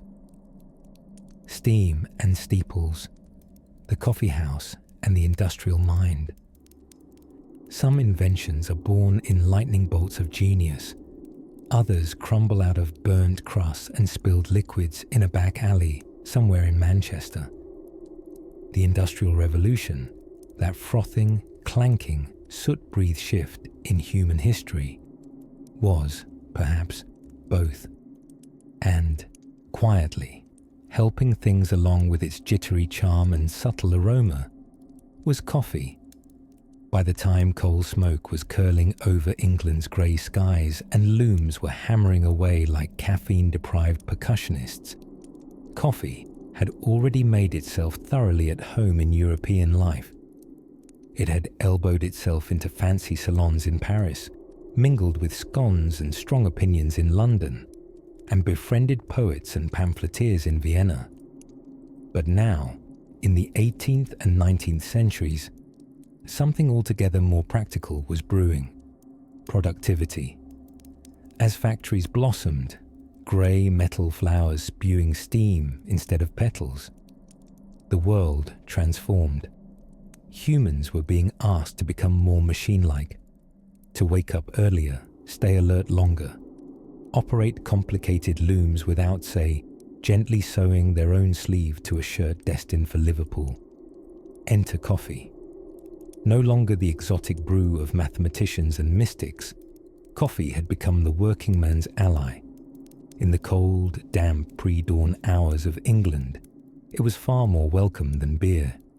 A cup of strong, hot coffee gave a worker a clear head, and unlike its bubbly barley cousin, did not encourage one to fall into sluice ways. Curiously, and bear with this image, steeples and smokestacks began to appear side by side. Churches and factories populated the same neighborhoods. Both institutions demanded regular attendance. Both produced a unique kind of steam. And both, one might argue, ran more efficiently if there was a little something caffeinated going on behind the scenes. Coffee houses during this time started to adapt. Gone were the days of wide-eyed philosophers throwing napkins across candlelit tables while quoting Socrates and misinterpreting economics. Instead, these establishments doubled as business hubs. Imagine men in top hats sipping their third cup by 9:30 a.m., drawing up plans for a railroad that would go from Leeds to somewhere slightly louder than Leeds. One cannot overstate how essential these coffee houses became to communication and logistics. They were the Wi-Fi routers of the 19th century. Before emails, before faxes, before even telegraphs, deals were struck and contracts were misread over cups of slightly burnt but deeply appreciated coffee. The very notion of the coffee break was still in its embryonic stage, but you could feel it stirring in the air. A moment to pause during a shift, not to rest exactly, but to reignite. Coffee offered a kind of industrial alertness. Workers didn't just need to stay awake, they needed to stay precise. And though caffeine didn't instantly bestow the organizational prowess of a 21st century spreadsheet, it did help you at least remember which lever should never be pulled. Of course, it was also during this time that coffee's darker side began to quietly brew. The demand for beans had exploded. Vast plantations stretched across the tropics, whispering tales of colonial policies and labor systems that no amount of steamed milk could soften. Coffee had become more than a personal indulgence or philosophical muse. It was now a commodity, and commodities don't sleep.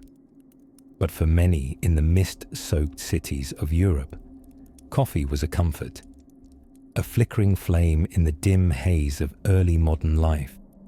It was a signal, not only of work to be done, but of dreams of upward mobility glimmering through the grime like a fresh waxed boot in a sea of coal dust. It hums in the background of Charles Dickens' novels. It percolates silently behind the moustaches of inventors and engineers sketching out the first over-engineered steam locomotives. It lingers in train stations, sitting patiently beside briefcases and pocket watches. And so, In the great symphony of gears and whistles that was the 19th century, coffee found its new role, not just to awaken a mind, but to mobilize a movement. From weavers to whistleblowers, from pressmen to politicians, the industrial world was held together, in part, by this rich, earthy brew. As the soot settled and the century turned, coffee's next chapter was steeping quietly across the Atlantic. A wide land full of optimism, overalls, and suspiciously large mugs was preparing to make coffee its unofficial national fuel. But unlike the hushed corners of London coffee houses, this next story would be loud, invigorating rather than philosophical, bottomless rather than dainty. So snuggle under your blanket and take one last sip. We're heading for the land of stars, stripes, and steam-powered percolators. The coffee house conspiracies of Enlightenment Europe. By the time Europe had fully embraced coffee, the humble bean had turned from an exotic curiosity to the preferred intellectual lubricant of the thinking classes. Somewhere between swishing powdered wigs and debating whether the sun or the earth took center stage, people discovered that sipping a hot, bitter brew made ideas feel more profound, whether or not they actually were. And so began the golden age of the coffee house, or, as some governments nervously referred to them, dens of dangerous chatter. Let's set the scene. It's a misty morning in 17th century London. The air is a familiar grey soup, filled with soot and vague regrets. You, wrapped in a slightly soggy wool cloak, push open a creaky door and step into a world that hums with the quiet rhythm of lively thought. You've entered one of London's earliest coffee houses. Inside, candles flicker. Men sit elbow to elbow on benches far too narrow for comfort, scribbling with quills, muttering Latin epigrams, and occasionally sloshing hot brown liquid onto their waistcoats in moments of philosophical excitement. There is no background music, only lively conversation, and possibly syphilis. Coffee houses became a kind of democratic paradise, or so it seemed. For the price of a single penny, one could buy a cup of coffee and access to a swirling arena of news, opinion, gossip, and debate. This is, incidentally, why they were called penny universities, which, given actual universities still cost the equivalent of several goats and your firstborn child, was quite the bargain. But if the coffee house was filled with vibrant thought, it also had its share of odd characters. There was always one man wearing a tri-cornered hat far too dramatically. Always someone noisily correcting someone else's Shakespeare quote. Heated debates over whether Newton's laws applied to pastries. And more than one visiting traveller mistook the bean-scented hubbub for a sort of caffeinated courtroom. To authorities, however, the problem with coffee houses wasn't that they served scalding drinks in fragile porcelain. It was that people were talking, and more dangerously thinking, while drinking them. In France, King Louis XIV's court sniffed suspiciously at the rise of coffee. Monarchs had long relied on wine to keep the populace docile and happily befuddled. But coffee did something dangerous. It made people alert. And when people are alert, they start noticing things like tax hikes or royal mistresses getting suspicious inheritances. In England, meanwhile, King Charles II looked upon the mushrooming of coffee houses and felt a royal twitch creeping up the back of his lavishly curled wig. He grew especially alarmed when seditious pamphlets began circulating within them. These ranged from criticism of his policies to advanced spoilers of Milton's Paradise Lost, the literary equivalent of reading Twitter in 1660. So in 1675, Charles had an idea, not a particularly popular one, but an idea nonetheless. he issued a proclamation for the suppression of coffee houses. Essentially, no more bean brew for you lot, too much treason for one cup. The reaction was predictably furious. Traders, poets, tinkerers, and aspiring Enlightenment thinkers erupted into protest. Banning coffee houses, as it turns out, was like trying to walk a cat on a leash. Technically possible, but it causes an enormous amount of flailing and wailing. So just days later, Charles quietly withdrew the proclamation. Officially, it had been a misunderstanding. Unofficially, the public had stared him down over their mugs, spoons clinking menacingly. Far from disappearing, coffee houses spread like cozy little embers across European capitals.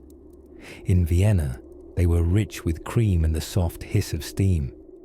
In Paris, infused with literary pretension and croissant crumbs. In Amsterdam, casual debates over Spinoza's metaphysics unfolded over second helpings of strong, dark roasts. It was during this caffeinated explosion of ideas that Europe entered what we now call the Enlightenment, a period marked by dazzling improvements in science, art, politics, and the invention of powdered wigs large enough to host small orchestras. Whether Voltaire really drank 50 cups of coffee a day may never be confirmed, but we do know that great ideas felt somehow more possible with a warm cup in hand, as if the steam rising from the mug carried thoughts upward where they could crystallize into eureka moments. And so, amidst the clatter of spoons and the murmur of spirited debate, coffee houses birthed both revolutions and awkward poetry readings. Some argued liberty, others argued Shakespeare. Many, more practically, just wanted to check the shipping prices on East India goods and flirt with the barista. When we return, a more industrial revolution begins bubbling, and coffee is about to speed up, literally. Espresso diplomacy and coffee house confusion.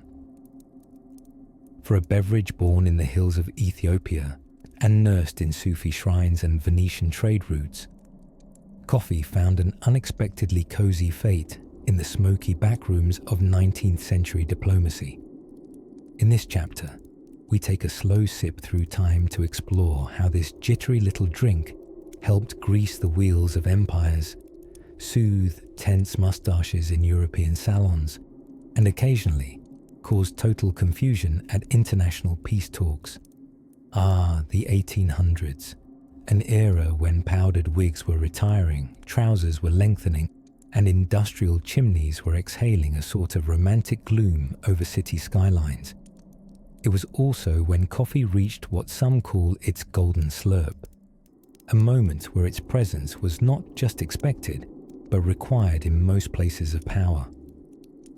By now, kings, generals, poets, and people who thought they were all three at the same time had become hopelessly addicted. It turns out, nothing made a secret treaty more palatable than sipping from a fragile porcelain cup filled with piping hot Java. Diplomacy, the fine art of pretending to like someone while casually carving up continents, found a close companion in coffee. It was the oil in the gears, the steam in the engine, the legal stimulant at the negotiation table. Take, for instance, the Congress of Vienna in 1815. Reeling from the long, nap-interrupting ordeal of the Napoleonic Wars, European leaders gathered in Austria to reshuffle borders like a global game of Monopoly. With 78 delegates sharing one overworked set of musical chairs, and roughly as many national egos as powdered noses, Vienna found itself in need of reinforcements. No, not more soldiers, more coffee, and lots of it. Austrian cafés were only too eager to supply the statesmen, philosophers, and various scandal-prone cousins of monarchs in attendance. These were not your average beans, mind you. This was coffee draped in whipped cream, sweetened with imperial sugar, and served on silver trays with napkins as elaborately folded as some of the treaties being signed. The idea was simple.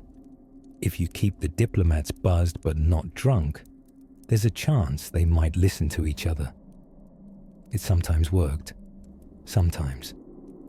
The noble Turkish extractions held particular sway at the event. Delivered in demitasse cups so small, they seemed designed for dollhouses, or perhaps just intentionally undersized to limit the rambunctious side effects of over-caffeination. Imagine two archdukes about to duel over a map of Prussia, only to be distracted by a well-timed coffee break. History may not record these moments in great detail, but we like to imagine them anyway. Coffee houses, too, evolved in diplomatic parallel. In London, Paris, and Berlin, the café became a neutral ground, somewhere between the battlefield and the ballroom. Here, alliances could brew quietly. Spies could eavesdrop from behind newspapers with suspiciously small eye holes, and revolutionaries could argue over who forgot to pay for the croissants again. Meanwhile, in the United States, coffee was traveling with the pace and personality of a hopeful drum major marching westward. By the mid-1800s, it had become part of every soldier's kit, every general store's counter, and nearly every anxious lawmaker's cluttered desk. Abraham Lincoln drank it. So did most of the troops who followed him into the thick, bitter grind of civil war. But back in Europe, where Old World tradition met New World caffeine addiction, nations continued to swirl in and out of balance, often with coffee as the shared holding pattern. In some German territories, it was reportedly banned for peasants, so the aristocracy could hoard supplies, only to discover that nothing causes revolts quite like a lack of morning brew. You can tax the bread, you can conscript the brothers, but touch the coffee. Now that's treason.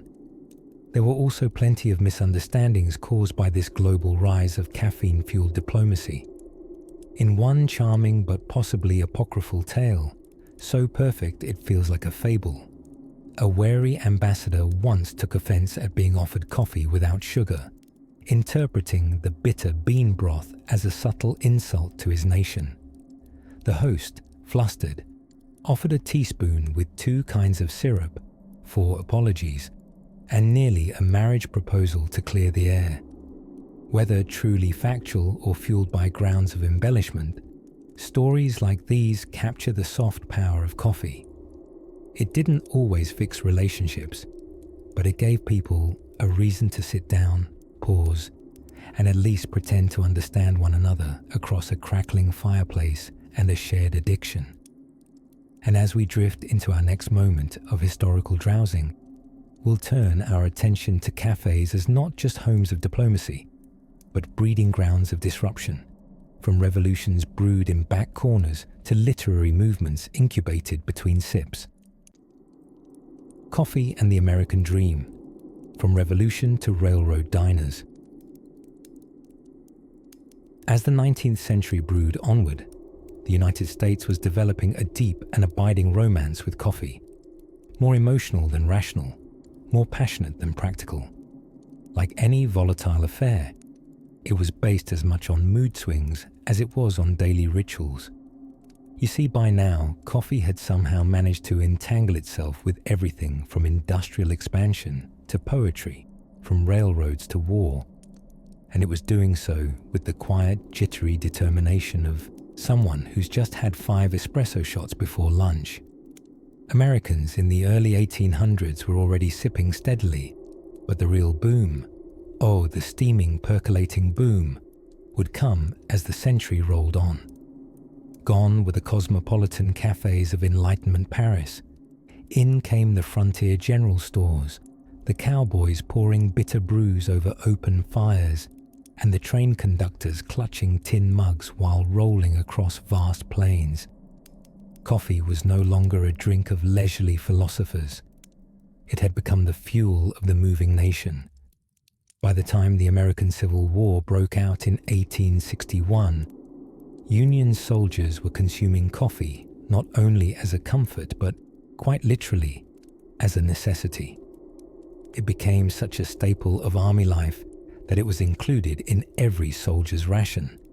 Beans were roasted on iron pans over fires, ground with makeshift tools, sometimes rifle butts, we kid you not, then boiled into belly-warming sludge they fondly called Union coffee, which may sound like the name of an edgy indie cafe today, but back then it was simply black, hot, and better than trench water. Some Confederate soldiers, tragically coffee-deprived due to blockades, resorted to gritty alternatives, brews made from roasted sweet potatoes, chicory roots, and even, quite mysteriously, scorched acorns. These were called coffee substitutes, though most people drinking them probably just called them awful. After the war, as America sprinted into the Gilded Age, coffee tags along like a caffeinated sidekick. There were factories to staff, railroads to build, and capitalism to kick into turbo drive. Workers across industries latched onto coffee, not only to stay awake during absurd shifts, but also as a source of social bonding. Don't forget, this was the golden era of sitting on crates in overalls and complaining about management with suspiciously strong brews in tin cups. Enter the railroad diners. Long before hip baristas started topping your latte art with ironic mustaches, train stations across the expanding West began sprouting little food stalls that offered hot meals and, crucially, piping pots of coffee. These weren't just meals. They were pauses in the great American forward movement.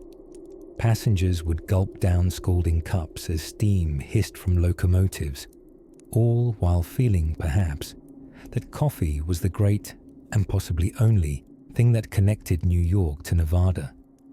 And then there were the morning papers. By the 1880s, coffee and print became inseparable. The sacred pairing of cup and broadsheet.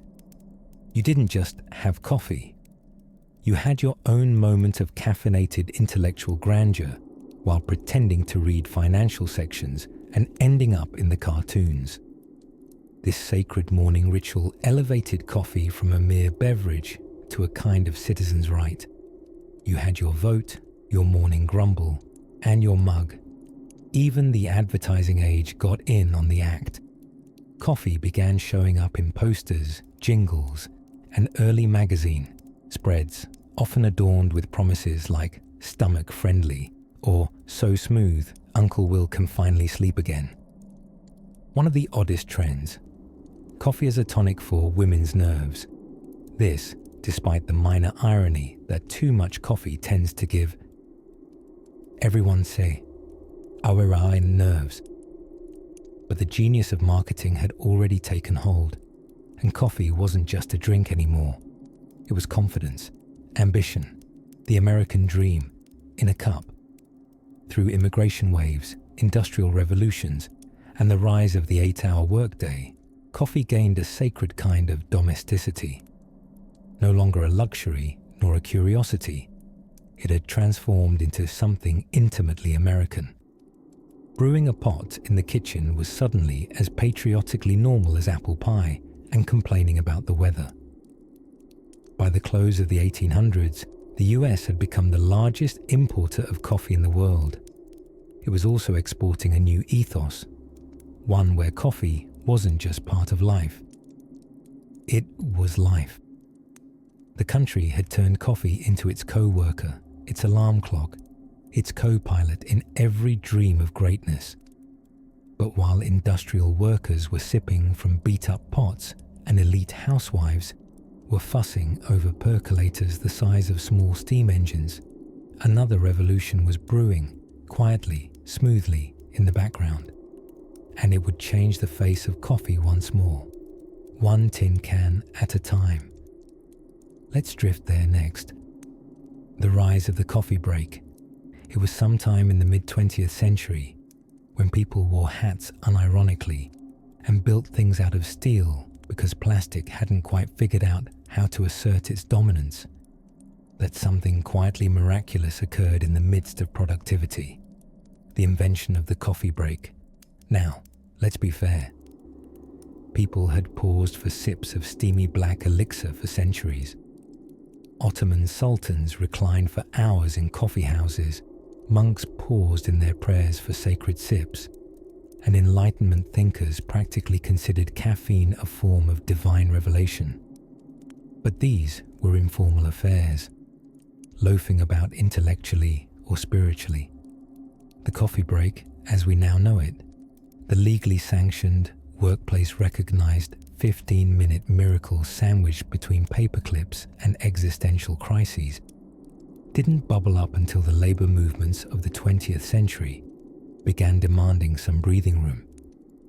The roots of the modern coffee break are said to lie in the town of Stoughton, Wisconsin, a place where Norwegian immigrants settled and, as one might expect, brought with them an affection for warm beverages, heavy knitwear, and low levels of confrontation. In the early 1900s, the women of Stoughton worked at the local tobacco warehouses. Not exactly the most glamorous gig, but someone had to cradle the cigars of America's yesteryear. The story goes that during the long work hours, women would take short intermissions mid-morning and mid-afternoon to recharge with a cup of coffee. Employers, initially skeptical, soon noticed an odd yet delightful correlation.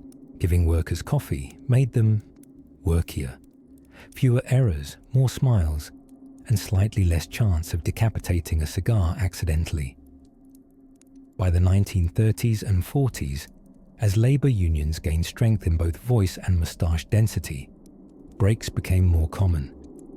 Yet it was in the 1950s, that golden epoch, when every man seemed to be named Stan, and every woman wore an apron even while vacuuming, that advertising waltzed in and made the coffee break downright fashionable. Enter the Pan American Coffee Bureau. Yes, that was a real thing. And no, they did not wear matching uniforms, though we can dream. In 1952, they launched a campaign declaring, "Give yourself a coffee break and get what coffee gives to you." What exactly coffee gave to you was conveniently never specified, but millions took the message to heart and lungs and adrenal glands. Employers actually began formalizing the coffee break.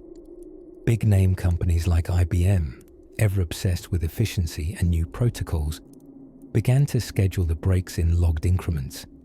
At precisely 10:15 a.m. and 3 hours p.m., workers across America stood up mechanically like synchronized swans, shuffling toward break rooms for a shared communion with their percolated deity. Fluorescent lighting flickered overhead.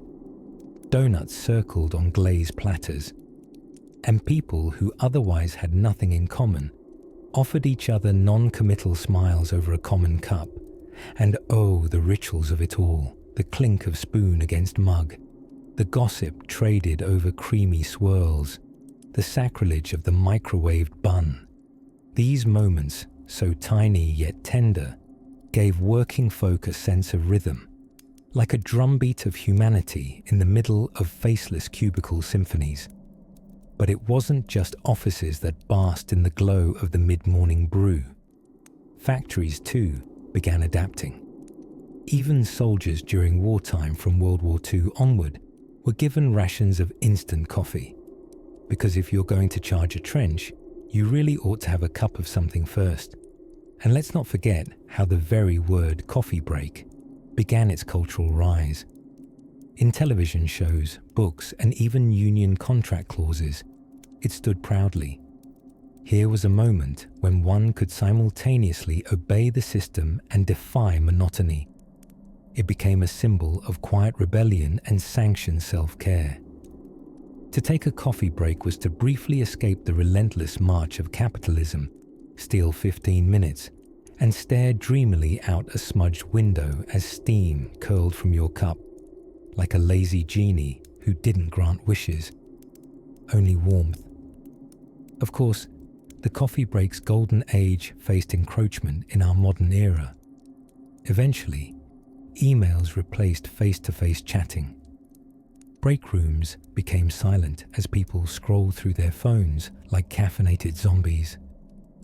But the ritual survives, sometimes in shaky hands, sometimes in shared mugs, but always in the soul of the working world. And so, as the clock ticks toward the next dreamy revelation in the story of coffee, let us refill our mugs one more time and shuffle softly onward, toward what came next, when coffee took off its tie and started getting a little more creative. Steam and steel. Coffee finds the rails.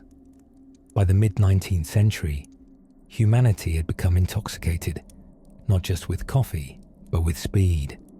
The kind of speed that came in the form of clanking, soot-belching locomotives churning across continents like enormous noisy toasters loaded with ambition.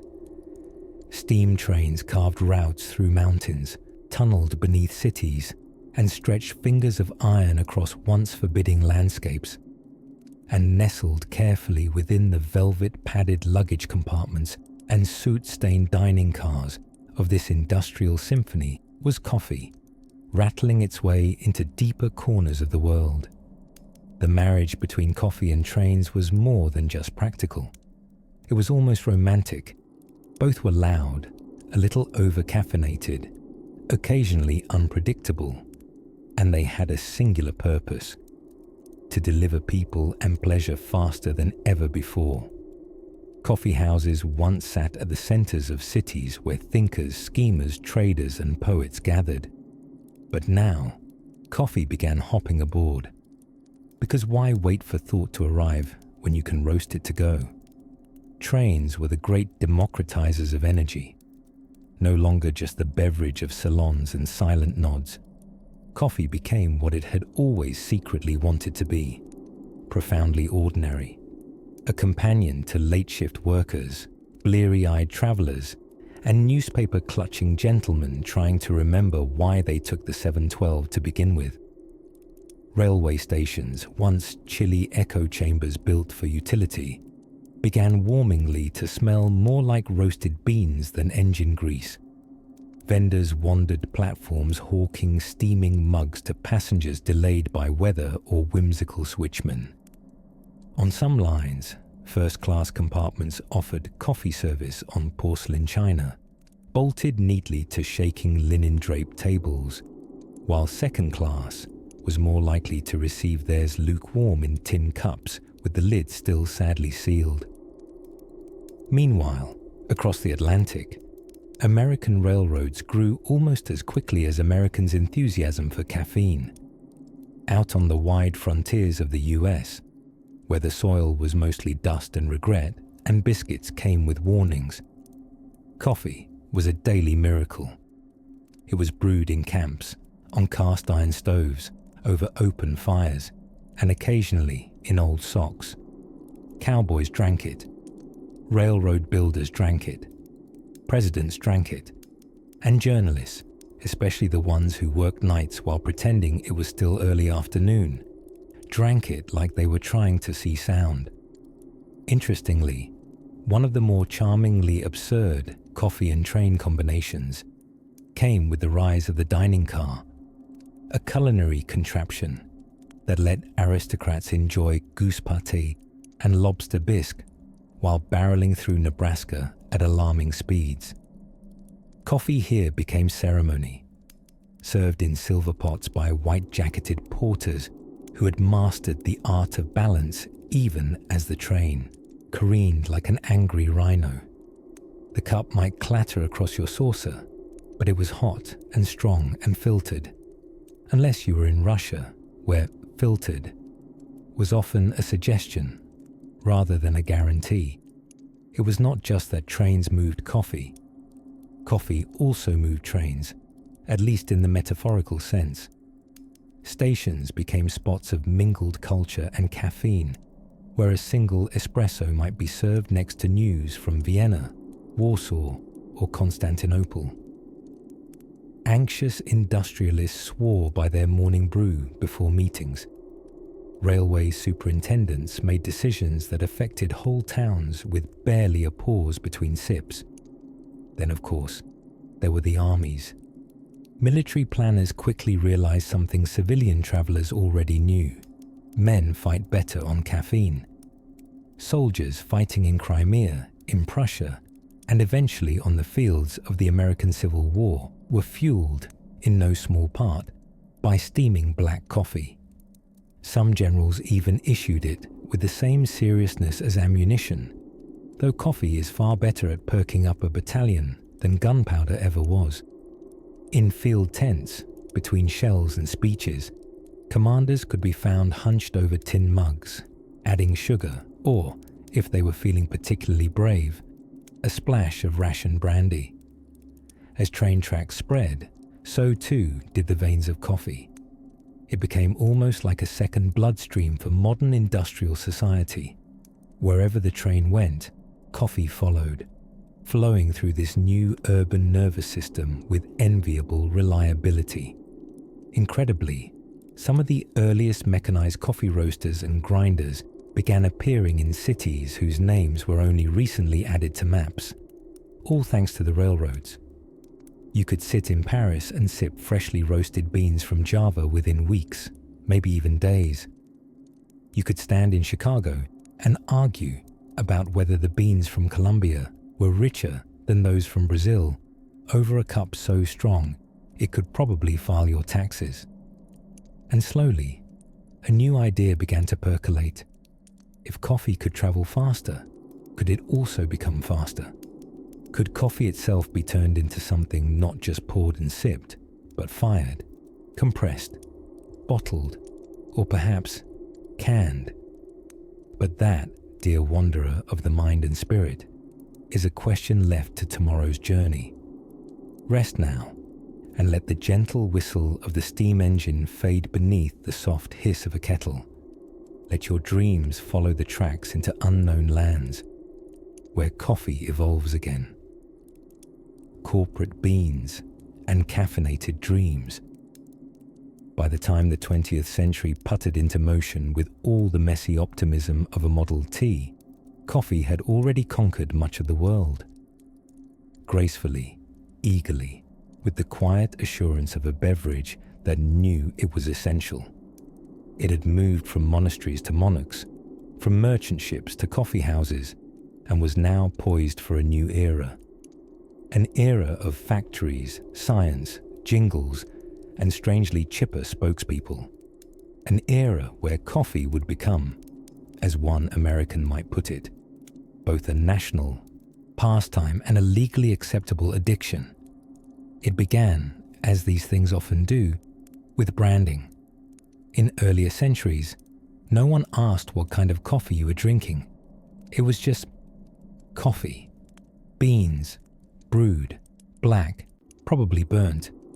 But now, enterprising business people realized something powerful. Caffeine was only half the magic, the other half, marketing. In 1906, a very determined man named Joel Cheek convinced the owners of Nashville's swanky Maxwell House Hotel to serve his special blend. It was smooth, not too bitter, and best of all, it came with a slogan. Guests reportedly said it was good to the last drop, a phrase Cheek promptly adopted, copyrighted, and practically whispered into the American subconscious over the next 100 years. By the 1920s, coffee had pranced its way into advertisements featuring genteel housewives and their kitchen wizardry, sipping coffee in spotless aprons, smiling with suspicious intensity. It wasn't just a drink anymore. It was a ritual of modern domesticity, a way to show that one was clean, courteous, and capable of hosting company without collapsing from fatigue. Meanwhile, across the Atlantic, coffee had become a central part of identity in countries like Italy and France. The Italians, and this deserves a soft round of applause, had invented the espresso. This tiny, intense, vaguely threatening little shot of dark liquid was first pulled in 1901 by Luigi Bezzera, who wanted to make coffee faster. You see, Luigi was a busy man, waiting 5 whole minutes for a drip brew. Unacceptable. By heating water under pressure and blasting it through finely ground coffee, he created what was essentially very civilized jet fuel. Espressos came with their own vocabulary: lungo, ristretto, macchiato. Each drink a cryptic little poem in a tiny ceramic cup. The cafés of Milan and Rome became spiritual homes for artists and philosophers, interspersed with waiters who seemed offended that you'd even consider milk after 11 a.m. Back in the New World, innovation continued.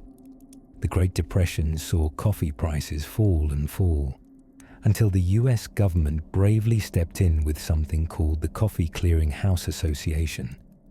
It was a bit like a bachelor uncle who tries to rescue Thanksgiving dinner after burning the turkey. Well-meaning, but only partially successful. Then came the Second World War, and with it, instant coffee. Nothing screamed modern miracle louder than a tiny glass jar that produced vaguely coffee-like brown liquid, with nothing but hot water and desperation. Nestlé had cracked the code with Nescafé, a blend that could survive wartime rations. Soldiers were issued little packets of the stuff, which they sipped in muddy trenches with grateful bitterness. After the war, things only got stranger.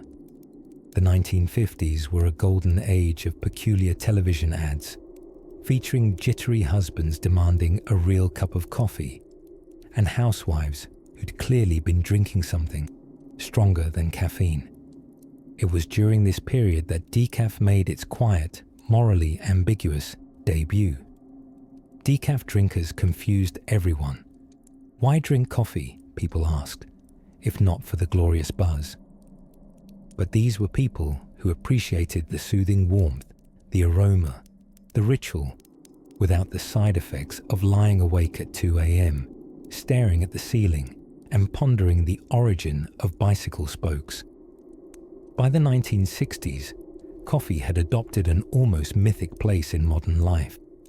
It appeared in beatnik poetry, jazz clubs, office break rooms, and detective films. It fueled novels, lawsuits, and the occasional existential crisis. It was, in many ways, the heartbeat of the 20th century. A liquid metronome for the ever-quickening pace of human ambition. But the world was changing again. A new wave was coming. A revolution not of politics or poetry, but of pour-overs and lightly roasted beans. Of independent coffee houses with chalkboard menus and baristas who wore ironic mustaches and asked if you'd like oat milk. That new era, the age of third waves and global bean snobbery, was about to arrive. And when it did, it would change the way we think about a simple cup of coffee all over again. Let's head there now, quietly, steaming mug in hand. The last sip before sleep. In the gentle hush of twilight, as the world settles beneath blankets and the stars begin clocking in for their quiet shift, we arrive at the final drops in the warm, swirling cup that is the story of coffee.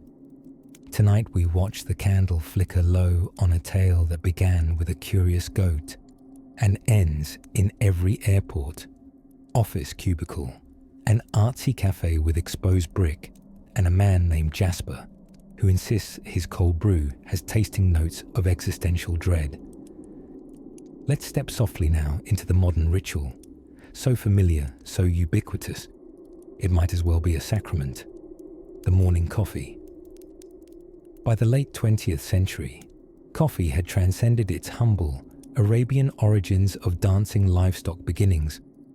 It had become, somehow, both a national identity in Sweden, a legal addiction in America, and a reason to sit still in Italy while wearing carefully tailored trousers. Espresso machines hissed like dragons with impeccable timing. French presses plummeted with the gravity of philosophical thought, and drip machines murmured in sleepy harmony with suburban birdsong. And then came the third wave. No, not a military invasion or an unexpected shampoo step, though both seem unnecessarily aggressive before noon. The third wave was a movement, a sort of caffeinated renaissance, where people began treating coffee not just as a beverage, but as liquid art. Baristas grew beards longer than the average historical figure lived. Origin mattered more than mergers, and latte foam became a canvas. If you looked into your cup and didn't see a microfoam swan about to propose marriage, was it even coffee? This wave was about sustainability, single origin beans, and asking questions like, did this coffee bean have a happy childhood? Surprisingly, the answer was often yes, except in the 1700s. No bean had fun in the 1700s. But even amid all this artisanal flourish, coffee remained what it had always been. A small, dark comfort, a moment of pause. For some, a salvation from early meetings which should never have been meetings at all. For others, a tiny rebellion served in porcelain, especially in cultures where conversation is a currency and refills are free. Take Istanbul at daybreak, where coffee is as thick as bedtime, and the grounds left behind are red like tea leaves, whispering fortunes that feel strangely accurate after 4 cups. Or consider Tokyo, where cafés serve coffee with such methodical quietness, it feels like the brew itself is meditating. In Norway, friends meet for kaffe and cake, because caffeine and sugar are the best diplomatic combination. And in Ethiopia, the motherland of the bean, coffee ceremonies still unfold over coals and incense, lasting hours and centuries simultaneously. Even our language has given in to the bean. A cup of joe, they call it in America, perhaps short for Josephus Beansworth, a fictional Navy admiral who bravely banned booze and accidentally birthed a caffeine culture. Or not. No one agrees on this. And frankly, we stopped asking Joe years ago. Decaf, that controversial cousin, tiptoed into the party in the 1900s. Welcome, and yet, somehow, suspicious, always being asked to prove itself, forever carrying the look of someone who forgot to bring a gift to a potluck. Instant coffee rolled out in the First World War with all the charm of a soggy biscuit, but by the Second War, it was a muddy yet dependable friend in every foxhole. The British had tea, the Americans had Maxwell House, and everyone had regrets. Still, over the decades, coffee endured. It shape-shifted. It found its way into vending machines, dessert menus, and the back corners of bookstore cafes where novels went unread, but deeply inhaled. And now, here you are, curled up, drifting off. Maybe remembering how this all began with a goat who danced, and a mystic who probably needed a nap more than an awakening. Perhaps you're sipping something warm now, coffee or not, and letting your mind settle gently like an ancient sack of beans aboard a ship crossing the Red Sea. Because that's what coffee has always been. Not just a beverage, but a story, a journey, from forest to fire, from empire to espresso shot, a quiet companion in the small hours, a reason to wake or not sleep at all. And though the world may spin dizzyingly fast, coffee remains that soft, steady heartbeat in our mugs, whispering history, murmuring memory, making mornings survivable and evenings extend just a little longer. So rest easy now, traveller of time and taste. The beans have all been roasted, the tales all told. The last sip has cooled, and the sky outside is milky blue with dreams. Sleep well. You're home.